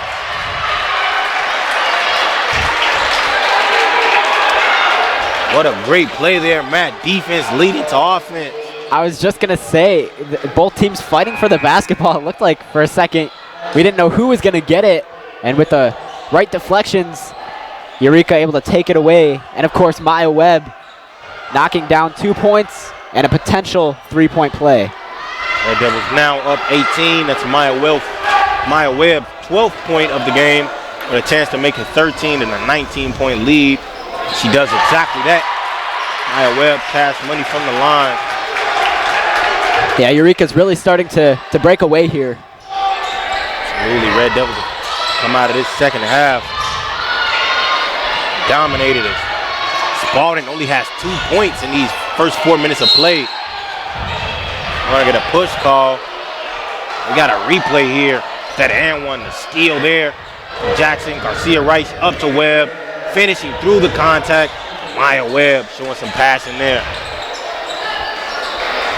Yeah, as soon as we see Rice take it away, Maya Webb all the way down the floor, we kind of knew that at that point it's inevitable. Another steal there by the Red Devils. 11 steals in this game to go along with 4 blocks. They forced 13 turnovers in total. Yeah, and that's what they'll do to you. This is a very strong defensive team, as we've seen throughout the course of the season. Douglas misses that floater. Webb gonna get caught for the foul call. Got a push in the back, going against Webb. So Douglas will go to the line to try to cut down this 19-point lead. Yeah, and I believe that'll be her first foul tonight. Shows you Eureka doesn't need to play sloppy to reflect a great defensive team. Douglas misses that free throw there. The fourth miss at the line this game. Another opportunity she'll have. Douglas makes the second one there. Her second made free throw. She's 2 for 6 at the line for 8 points tonight. Webb with it now. Give it to Ness. Getting to the basket, gets the floater up, won't go. Garcia Rice up to Webb, and there good. We go. Maya Webb able to clean up her own mistakes here with that pass from Garcia Rice. Webb now has 14. Nice pick. Stolen there by Rice. Almost threw it away. We're going to get a travel call going against Garcia Rice. She's upset. It's now the Red Devils' 12th steal, Matthew, of this game. Yeah, like I said, that they're one of those teams. It's going to happen all game long. There's really no escaping it. So that is something Spalding should be a little afraid of, to be honest. Absolutely. That's how the Red Devils have been able to push this lead up to 20. Spalding has only scored 3 points in this quarter. Yeah, and I was actually just going to bring that up too. They're not making it any easier on themselves by not contributing offensively. And a missed layup there from Rocky. Tracked down by Batiste. Douglas with it now. Corner, Luke. Luke, no good there. And Rogers was able to keep the play alive. They're going to get a foul call here. It's going to be 2 shots. It looks like Spalding is heavily relying on offensive boards right now. And typically when a team puts themselves in that situation, it means they're not, they don't really have another choice. So Spalding has dominated the offensive glass, but so have the Red Devils. Both of these teams sitting at 11 offensive rebounds apiece. Red Devils winning the rebound battle by 1, so a pretty evenly matched rebound battle. It's just the Red Devils have been able to make their shots, and Spalding hasn't. Rogers makes that first free throw. Spalding only shooting about 28% from the field in this game, while the Red Devils sit at just about 47%. And Rogers. Ices Rogers, knocks down both free throws here. Lead is cut down to 18. Let's go over to Webb. Again, a very controlled game from Eureka. Wilcox making a move, gets it to Nahara. Nahara fakes the step back. Swing pass, Jackson, right wing triple. Almost banked it in. Nahara for 11 board. It's stolen by Douglas. Up ahead, stolen by Jackson. And that'll be steer number 5 for Jackson. She's going to get fouled. Yeah, it looks like Eureka finally catching a break on these foul calls. Anna Jackson getting her hands everywhere. She has 5 of the 13 Red Devil steals in this game alone. Yeah, and like you mentioned, Kareem, Jackson isn't one of those players who, maybe she might not contribute offensively, but she is a very strong defensive player. Absolutely, every night you're not going to have it going offensively. Yes, sir! Abascal makes a big-time triple to give the Red Devils a 21-point lead. And they're going to take a break. We'll take a timeout. We'll be right back with basketball coverage here on ECTV. Feel right at home at Eureka's own Cornerstone Family Restaurant. All-day breakfast, roasted chicken, daily specials, and homemade soups, along with a friendly staff, are here to serve you with smiles. Come in and enjoy Cornerstone Family Restaurant. Did you know toner powder is actually powdered plastic, and Americans consume 100 million pounds of it each year? Epson Workforce Enterprise AM series printers are powered by simple, smart, and clean precision core technology, doing away with waste-making laser printer designs and parts that end up in landfills, so you can experience less wasting, more saving. Your Epson Business First partner is City Blue Technologies in Peoria, Eureka College's official partner for sustainable printing. And welcome back to basketball coverage here on ECTV. Kareem Burnett, Matthew Swan on the call. Before we left all of our viewers here at home, it was Alyssa Abascal knocking down a triple from the left wing to give the Red Devils a 21-point lead, 51-30. Spalding has only scored 5 points in this quarter. Red Devils have forced 15 turnovers, 13 of those being steals. Matthew, please give us the breakdown of what the Red Devils have been doing defensively. Yeah, well, we were talking in that short little break. Eureka playing a very controlled game right now. They have a game plan and they're following that plan. They're delivering when needed, and like we've seen especially in the second quarter, but carrying over through this third quarter, they're pulling away very slowly, but it's working. And like I said, right now Spalding just beating themselves up a little bit. They're not putting anything up offensively. I believe they only have 5 points right now. Yeah, 5 points in this quarter. And of course, when you that's just not going to help you win a ball game. Red Devils have outscored Spalding 16-5 in this quarter. The Red Devils are able to hold on. This will be back-to-back quarters. They've held Spalding to single-digit scoring. There's Lute with it now. Getting to the mid-range. Kicks to Douglas. Back over to Lute. Douglas gets it inside to Batiste, and Batiste able to score just the third made basket here. Excuse me, the second made basket of this quarter for Spalding. I'll be honest, I'm a little surprised Batiste was able to knock that down. She was surrounded by 3 different Red Devils.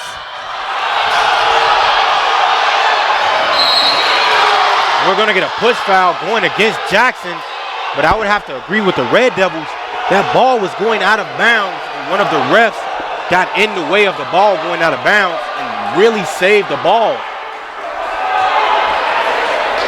We have to get a second look at that play there. And we also got a push from Douglas after the play against Jackson. We know last game here at the Reagan, Douglas was actually teed up. She got a technical foul for pushing Alyssa Zarello. Those two got into an entanglement a few weeks back. Yeah, Eureka just not really getting any of the calls, at least going their way. Luke actually going to shoot free throws on this. That actually reminds me, I will say Lute in that away game against Eureka, she was a little aggressive to say the least, and it caused a lot of arguments on the floor between both sides. I'll leave it at that. This is something that's been kind of brewing all season, this back and forth aggression, tenaciousness between these two ball clubs. The third matchup here of the season. Each matchup has had some sort of incident or back and forth. Obviously, I don't think it's anything personal or dirty. It's two aggressive teams in the midst of battle. Well, we can see Spalding pressing a lot more aggressively. Good left hand. Alana Jackson. Her first basket of the night is a contested left hand layup.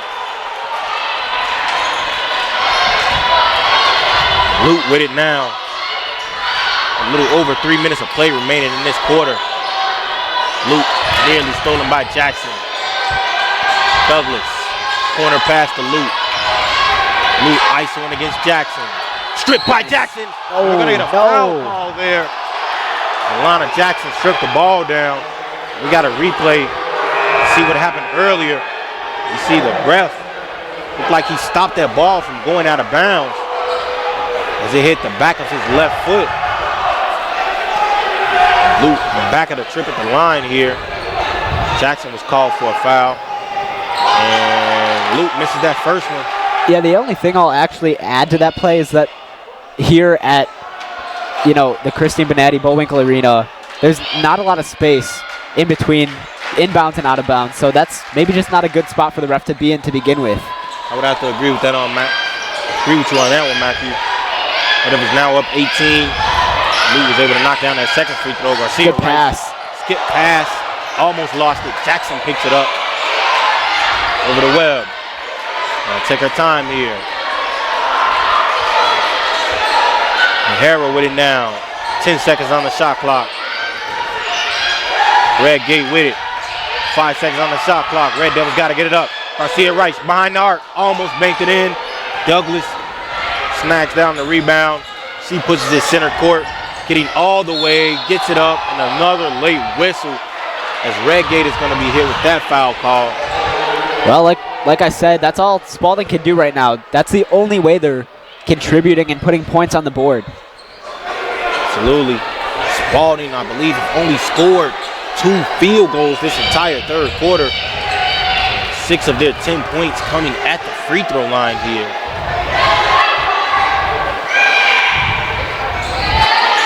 Douglas makes that first free throw. Lead now at 17 in favor of the Red Devils. Yeah, and that honestly just means Eureka should be able to walk away with this one. They're making the right moves, especially at the right time. They're playing a very controlled game, and they're staying within themselves. They're not making things complicated. Red Devils now up 16 inside the red gate. Yeah, Matthew, I'm going over the stats here. Garcia Rice pulls up that miss. Jackson with it. She might have been stripped, loses it, gets it to Webb. Webb over to Garcia Rice. More bang-bang plays. We're going to get a foul call finally going against, oh my God, we're actually going to get it out of bounds. It's going to be Spalding basket. Oh no, the ball will stay here with the Red Devils. So it was a foul call.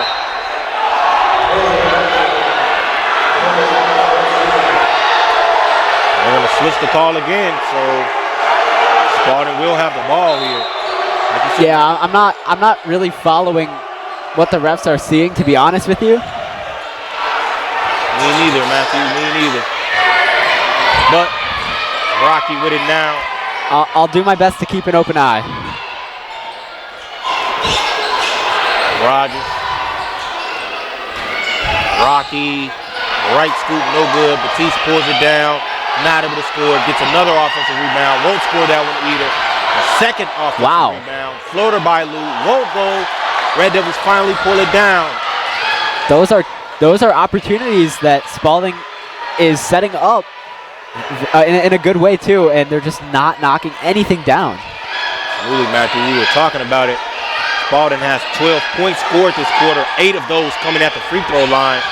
They haven't been able to throw a rock in the ocean from the field at least. Webb trying to get open. Stolen by Lou. Foul call going to go against Webb. Going to be Spalding basketball. Spalding not letting up. A lot of fight left in them as they trail this game by 16. And they'll go to the trip for another look here at the free throw line. Well, I'll say it's a good thing Eureka's been able to pull away a little bit, because for times like these, Spalding is going to just keep drawing contact, keep getting sent to the line. But Eureka has a comfortable enough lead now that they don't really have to worry about that. Luke knocks down that first free throw. And yeah, these trips at the line here will be free throws number 19 and 20 for Spalding. Compare that to the Red Devils' just 6 free throw attempts in this game. And it's Luke passing on that one. Spalding has had 12 looks at the line here in this quarter. Redgate with it, swing pass, Jackson. Jackson, left wing triple, won't get that one to go. Fighting for it, and we're gonna get another trip at the line here. These will be free throws number 21 and 22. These will be the 14th shot free throws here of this quarter for Spalding. They still only made 2 baskets this entire quarter. The rest of their points coming at the free throw line. Yeah, and you can see the Red Devils right now talking things over on their side of the floor. And I'm sure that Nahara, who looks like she was leading that conversation, maybe just telling her teammates to lay off of the fouls in a respective way. Because, yeah, if that's the only way that Spalding's able to score right now, there's really, no point of fouling. Don't give them that chance. You want them to work for their points. Spalding just shooting 2 for 18 from the field in this quarter. As we see to knock down another free throw, Reidner. That explains why they got the 6th spot. And now Spalding down by 12 here. We're down as many as 21 points. Cut that lead down by 9. Red Devils still up double digits here in this game. Spalding just shooting 11% from the field in this quarter. Haven't getting anything to go. And Garcia Rice backdoor cut. And the Red Devils finally able to get their own looks at the line here. This will be just their 8th look at the line all game. Refs finally delivering. Meanwhile, as we mentioned, Spalding has had 15 looks at the line here just this quarter, 14 looks at the line just this quarter, while the Red Devils have only had 8 in the entire game. Red Devils still up 13. 37 seconds remaining. Garcia Rice, cash money, that first trip at the line. Reich, a 47.1% free throw shooter this season at the line. Trying to extend that number. Garcia Rice passes home, both of them. Red Devils up by 14. And I will say the good thing about Reich, to me, she's one of those huge development players. I feel like she's had a huge breakout season. We've seen a few games that Reich has played in where she's just been scoring like crazy. Like there's really no off switch. Absolutely. Ryder trying to make her move. And stolen by Jackson. It'll be steal number 7. But she threw it away back in the hands of Ryder. Garcia Rice might have got hands on that one. Got to get one more shot out. Ends up with it. 6 on the shot clock. Jackson with it now. Got to get a shot up. Over to Abascal, way downtown. Almost knocked it down.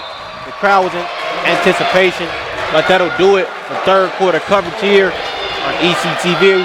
We'll be right back with fourth quarter coverage. Green Burnett, Matthew Swan on the call. The airwaves just got a refresh, and you need to spin your dial to 103.1 to find out.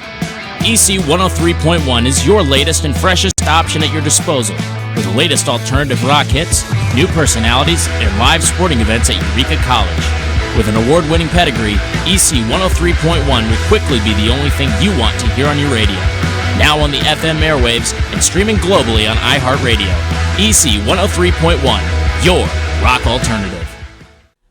Welcome to Wendy Puff Pizzeria and Pub, owned and operated by brothers Bob and Mike Mayo. Wendy Puff is located in the heart of Eureka and offers a warm and cozy atmosphere with a friendly staff. It's a great place to relax and savor a delicious meal. Here at Wendy Puff, we have a diverse menu to cater to every palate. Whether you're looking to enjoy a family dinner, catch up with friends, or study for your next test or complete that homework assignment, Wendy Puff will provide you with a positive experience and great food. Come as you are to Wendy Puff Pizzeria and Pub. And welcome back. Fourth quarter coverage beginning shortly here on ECTV. Kareem Burnett, Matthew Swan on the call. Matthew, an interesting third quarter to say the least. Spalding went 2 for 19 in that third quarter. They're still able to score a bunch of points. They got double-digit looks at the line in that quarter, 15 attempts at the free throw line in that quarter. Red Devils were still able to hold on to the lead. Lead now sitting at 14. What the Red Devils need to do in these final 10 minutes to close things out here. Yeah, well, I think, Eureka doesn't really need to change anything up. They've been playing a very well-controlled game. They have a plan. They followed it all game long. And on top of that, Spalding isn't necessarily doing anything to help their case. Like you said, 2 for 18 in that third quarter. And they are just heavily relying on free throws to be able to not put points on the board at all. So if Eureka can just stick to the basics here, they should be able to walk away with a SLIAC tournament win. Absolutely, Red Devils just need to hold on these final 10 minutes and continue to make the main thing the main thing. In this case, that would be defense. Luke has it, stops, pivots. Red Devils another steal. Yeah, up ahead, Ness. Ness gonna slow it down, a smart thing to do. To add on to that, just cannot foul. Garcia Rice pulls it down, entry pass to Ness. We're gonna get a foul call on the ground. Foul gonna go against Spalding. We're gonna get a push.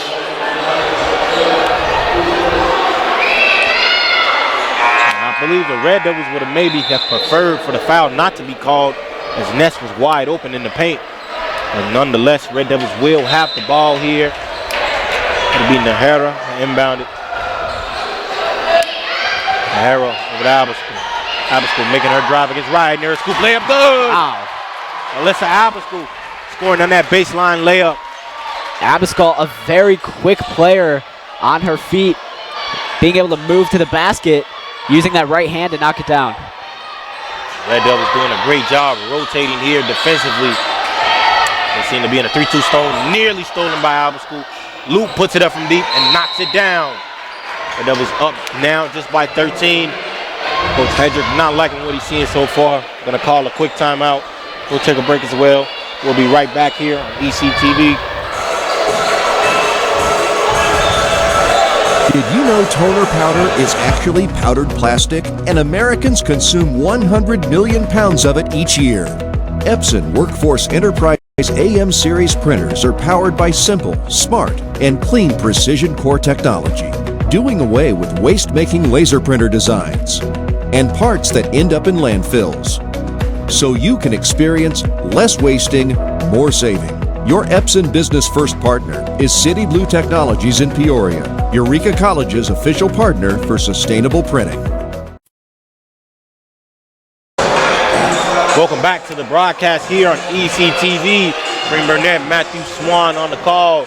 There's a three made by Luke that put Spalding Spalding down by 13 before he went to break, trying to slowly but surely cut into that huge lead that the Red Devils came out of that third quarter with up as many as 21.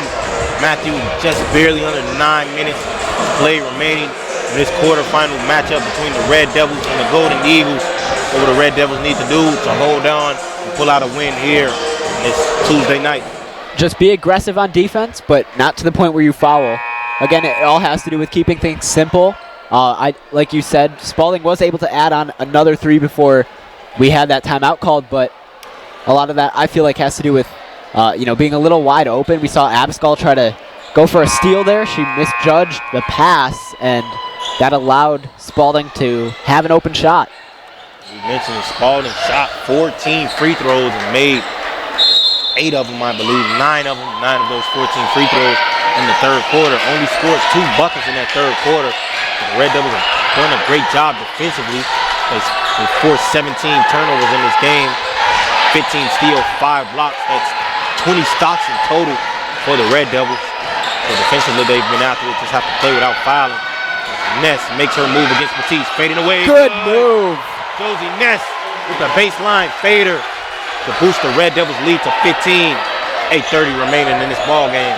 Heavily contested, but a very sharp shot attempt by Ness and a turnover on that call.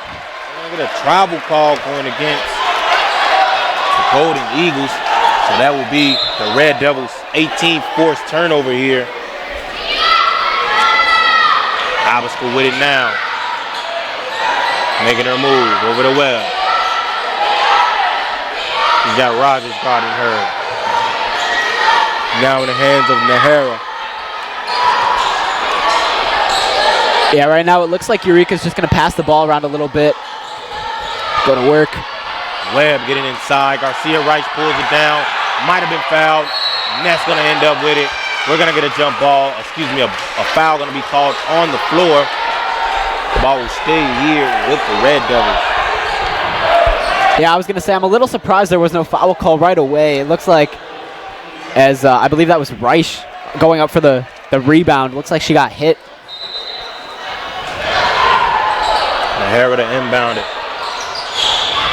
Puts it over Garcia Rice. Ness pulls up close range jumper. Won't fall. We're going to get another foul on the ground. I believe that foul is going to go against Luke. We're going to push. Yeah, Lute, just one of those very aggressive players. We talked about how she's known for that, being a little aggressive, sometimes too aggressive, maybe causing some altercations. Abascal with it. Lute guarding her. Crossover move. Resetting. Ness with it now. 10 on the shot clock. DHO to Ness. To Nahara. Nahara over the tight defense. Won't go. Garcia Rice again on the offensive board. Abascal fakes it.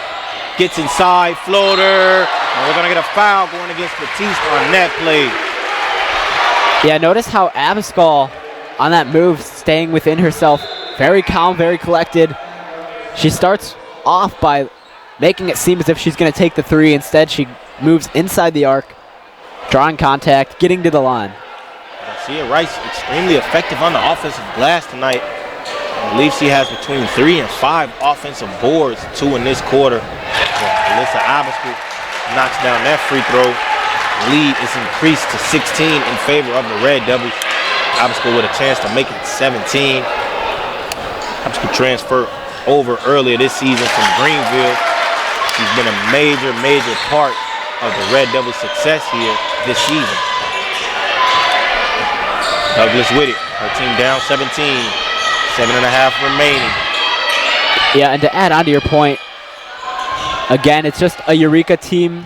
They don't need to rely on a single person. They have, an entire team, each with their own individual talents, finding ways to contribute in a different form every single game. Nahara from deep. Good! Maxine Nahara putting the icing on the cake.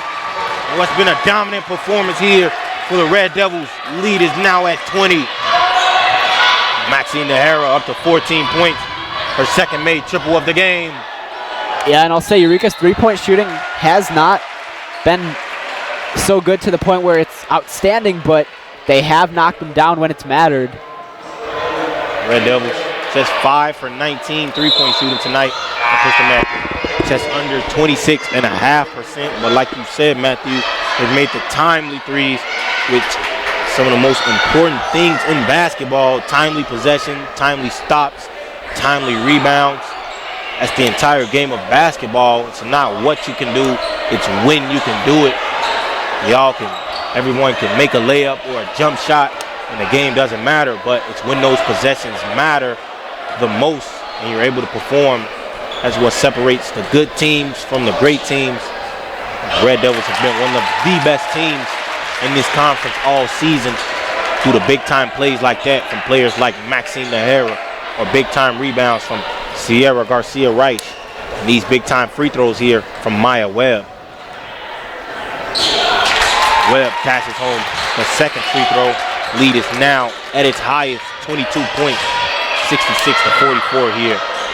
Yeah, and the greatest thing is that Eureka, at least from up here, it looks like they're not even having to work too hard to keep this lead. Again, it has, Spalding just not putting anything up offensively, beating themselves up. Rogers making her move, able to draw the foul. Webb called for the foul there. Webb just motioned that her hands is up on that play. And there's no other way to guard that without fouling, just putting your hands up. Yeah, that's the only thing I'd recommend Eureka to stay away from. Rogers missing that first free throw there. It's a bit of a ball don't lie moment.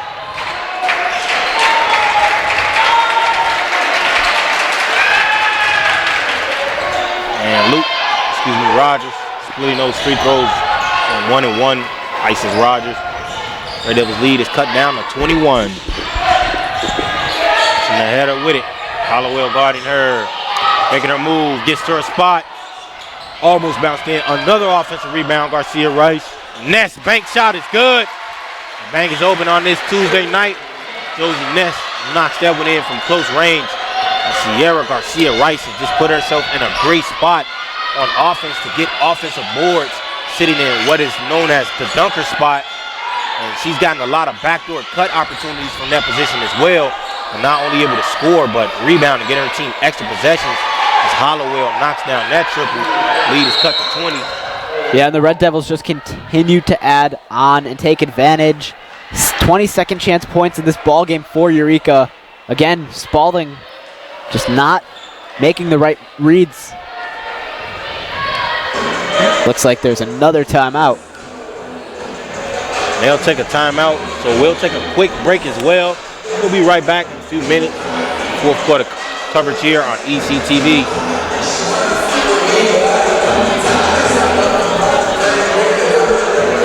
The airwaves just got a refresh, and you need to spin your dial to 103.1 to find out. EC 103.1 is your latest and freshest option at your disposal, with the latest alternative rock hits, new personalities, and live sporting events at Eureka College. With an award-winning pedigree, EC 103.1 will quickly be the only thing you want to hear on your radio. Now on the FM airwaves and streaming globally on iHeartRadio. EC 103.1, your rock alternative. Welcome back to the final 5 minutes, 46 seconds here in this game. Eureka College is taking on Spalding here. They're up by 20. Green Burnett, Matthew Swan on the call. Thank you guys for watching in ECTV with us. All our viewers here tonight and all our viewers who've been loyal to us all season. Red Devils up big here in these finals. Over 5.5 minutes remaining. And this is putting an exclamation mark. It's been a great season so far for the Red Devils. Yeah, and again, Eureka just taking advantage here of Spalding's mistakes. Looks like from the middle of the second quarter, Spalding's just started to fall off the track a little bit. And of course, Eureka won't back down. We know that they're capable of staying strong throughout the entire course of the game. The Red Devils with it now, up to Nahara. She's fouled by Hollowell. Maxine Nahara fouled on that play. She's been big time for the Red Devils tonight. Second leading scorer, 14 points, 11 rebounds, 6 of 11 from the field, 2 for 2 from the three-pointer. She'll go to the line here to try to add on to her point total and increase this lead for the Red Devils. Maxine Nahara has been one of the best players for the Red Devils all season.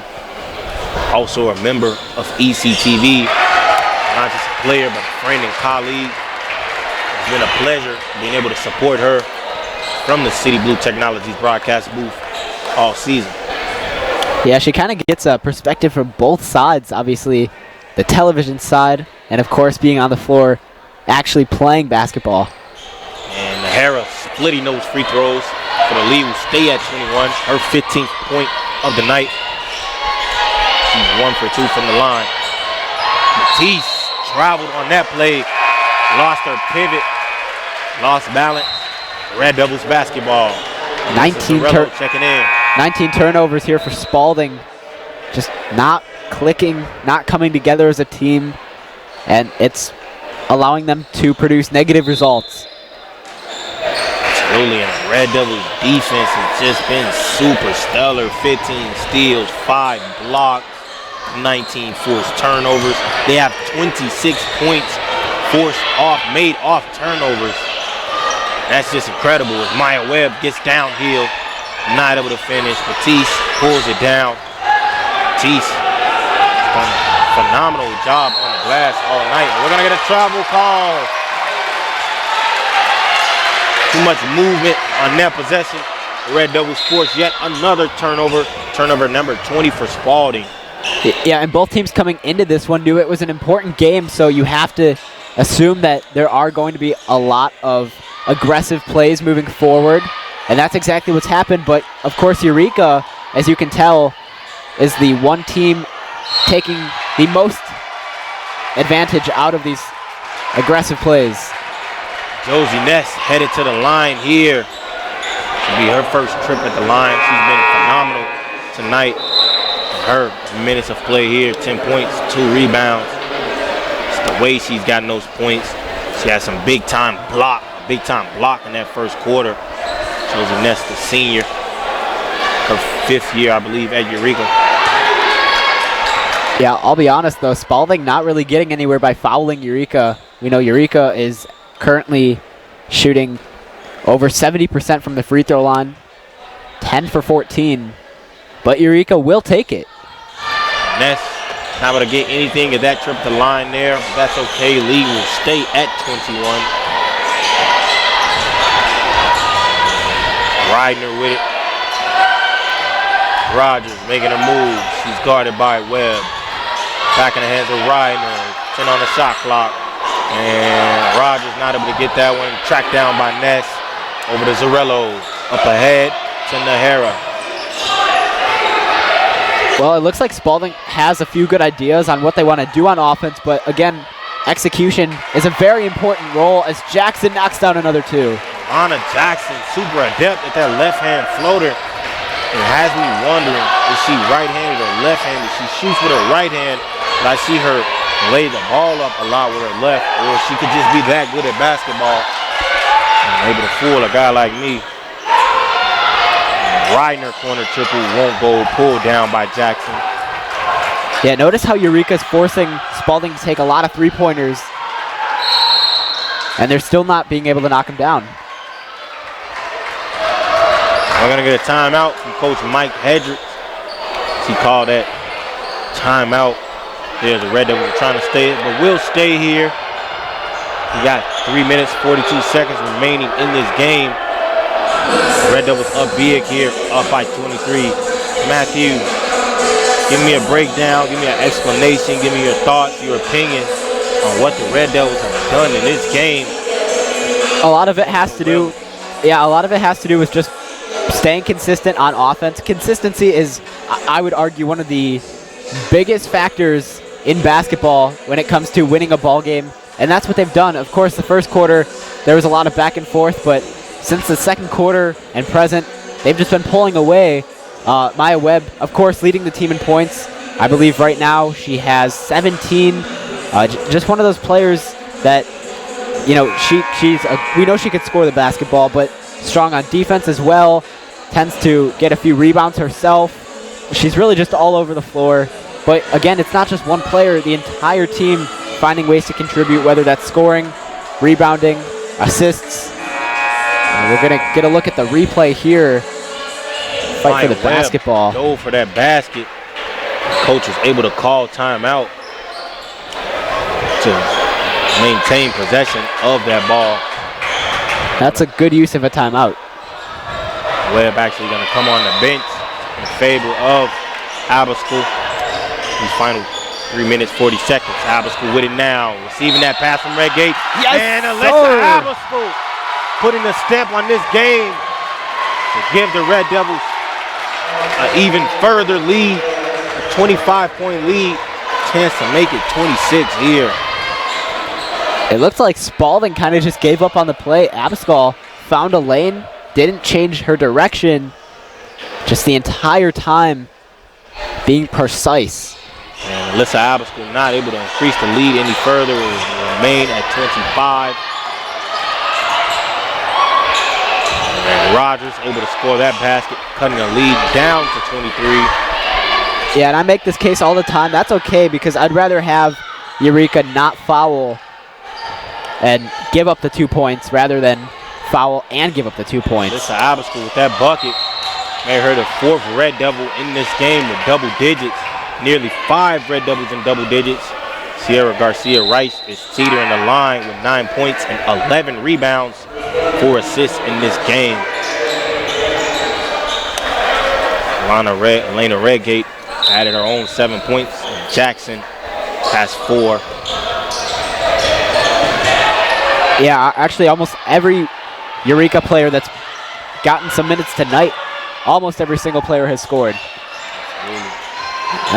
Floater won't go. Track down there in the hands of Lou. Blocked Good by block. Nahara. Up again. Great Jackson pulls it defensive down. stop. I'd actually argue too that that's usually the case all season long for Eureka. We see a lot of their players tend to get on the scoreboard.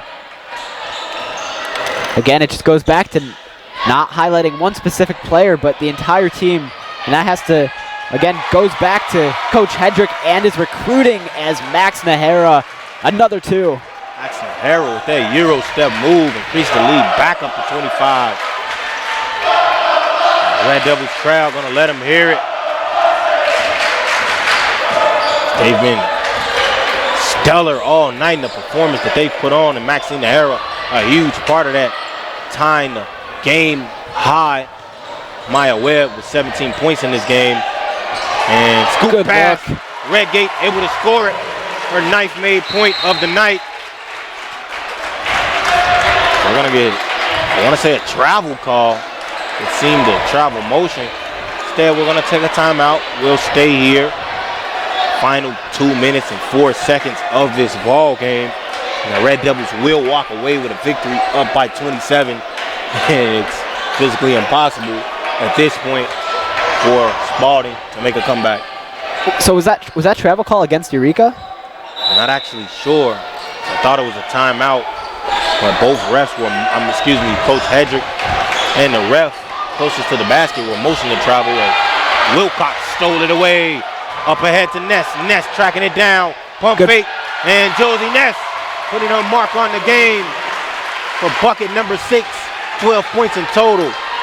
Yeah, that pump fake really helped Ness be able to convert there. And Ness stole it away again. Up ahead, Garcia-Rice. making her move, slowing it down. Smart here. idea. Final 90 seconds of basketball remaining. Zarello driving baseline, takes the bump, finishes through the contact. Alyssa Zarello pushing this lead up to 31. Yeah, Zarello seeing her first 2 points of the night. Diving forward, Garcia Rice ends up in possession, and we got a jump ball here.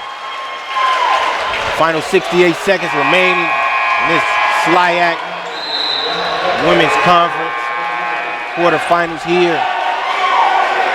Quinn Burnett and Matthew Swan, we've been on the call with you all night, all season here on ECTV from the City Blue Technologies broadcast booth. And the Red Devils gonna walk away with a win here. And we got some substitutions on the court. Katie Halfman is checking into this game. Her first minutes of the night.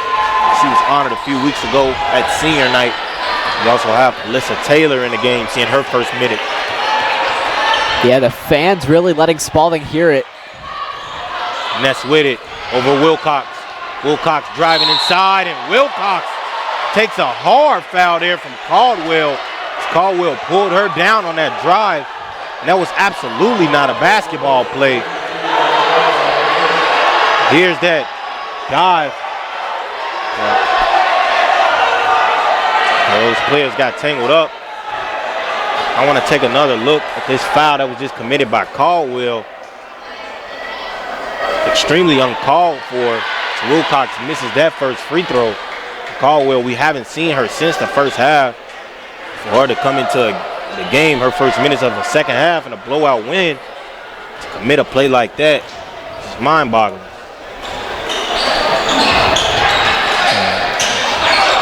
Caldwell just barely able to save it. Stole it by Ness. Put it up. Wilcox fouled hard again by Caldwell, and that's the second hard foul in a row from Caldwell. And here's that replay of the first one, just absolutely uncalled for. She completely hooked Wilcox and pulled her down, and then just did the same thing to Ness. And Caldwell gonna come out of this game, and the Red Devil crowd gonna let her hear it. And at this point, that's the only thing Caldwell can do.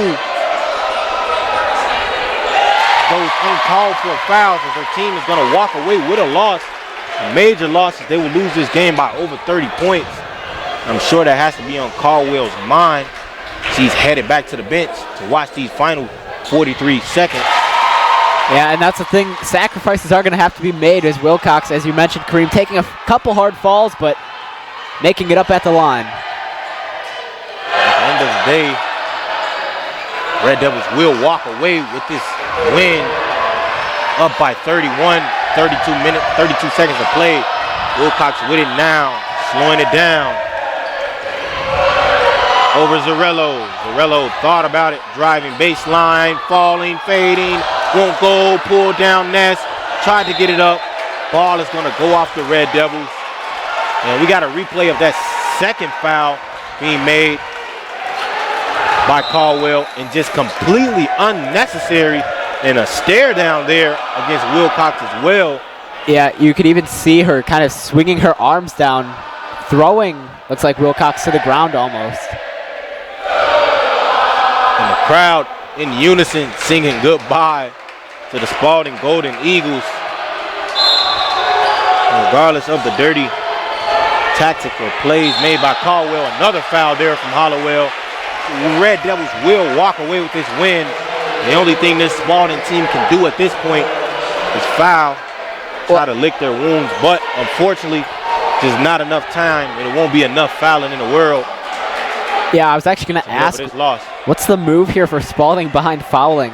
You literally cannot come back right now, so I don't understand the fouls late here in this fourth quarter. I mean, Matthew, the guy who's played a lot of basketball in my life, sometime when a team has completely overmatched you or just is clearly better than you, the only thing you can do is foul. It's one of the sayings in basketball: when you can't guard someone, you foul them. As a player who has fouled a lot of people in my day, I would say that this Spalding team is just outmatched by this Red Devils team, and they've fallen to a fouling tactic. But again, it won't save them. Less than 4 seconds remaining. This will be the end of the Spalding Golden Eagles season. It'll end here. The Devils win this game by over 30 and head on to the semifinals. This was a quarterfinals that took place here. Hollowell will make that first free throw. Yeah, but the important thing, Kareem, like you said, Eureka will walk away with a win here in the SLIAC tournament and move on, which I believe their next game is going to be on Thursday at Webster. And that'll do it. The Red Devils with their first conference tournament win here under Coach Mike Hedrick. The crowd has erupted. The women have erupted. But we will shake hands with the Spalding Golden Eagles. Always show sportsmanship at the end of games, regardless of the outcomes. And a great, huge, big-time win here for the Lady Red Devils. And now I believe, Matthew, this is just the beginning. Friday, they will take on Thursday, 5:30, they'll take on the women of Webster. They'll take on the women of Webster at Fulton, Missouri. This Friday, 5:30, we'll cover that game. This Thursday at 5:30, we'll cover that game on our sister station of EC 103.1. Matthew, you have the closing remarks. Yeah, well, like you said, Eureka's nowhere close to being done. They are trying to make a statement. They've made a statement all season long in the regular season, but now it's time to transition that energy from the regular season into the postseason, and I'm sure that's exactly what they're going to do. Again, a very great game for Eureka. Prior to this game, they were 1-1 with Spalding, and of course, here in this tiebreaker, they came out with the win, 84-54. Our next broadcast of Eureka College basketball will be on February 26th. That's tomorrow, Thursday, when Eureka hosts. You can watch that broadcast right here on ECTV. Coverage begins at 7 p.m. live from the City Blue Technologies broadcast booth. Eureka College basketball is made possible by City Blue Technologies, leading Epson dealer serving Central Illinois, Wendy Puff Pizzeria and Pub in Eureka, and by Cornerstone Family Restaurant in Eureka. The executive producer of Eureka College basketball, Dr. John Malone. Tonight's studio operator was also Dr. John Malone. On behalf of my broadcast partner, Matthew Swan, this is Kareem Burnett. Thanks for watching in with us.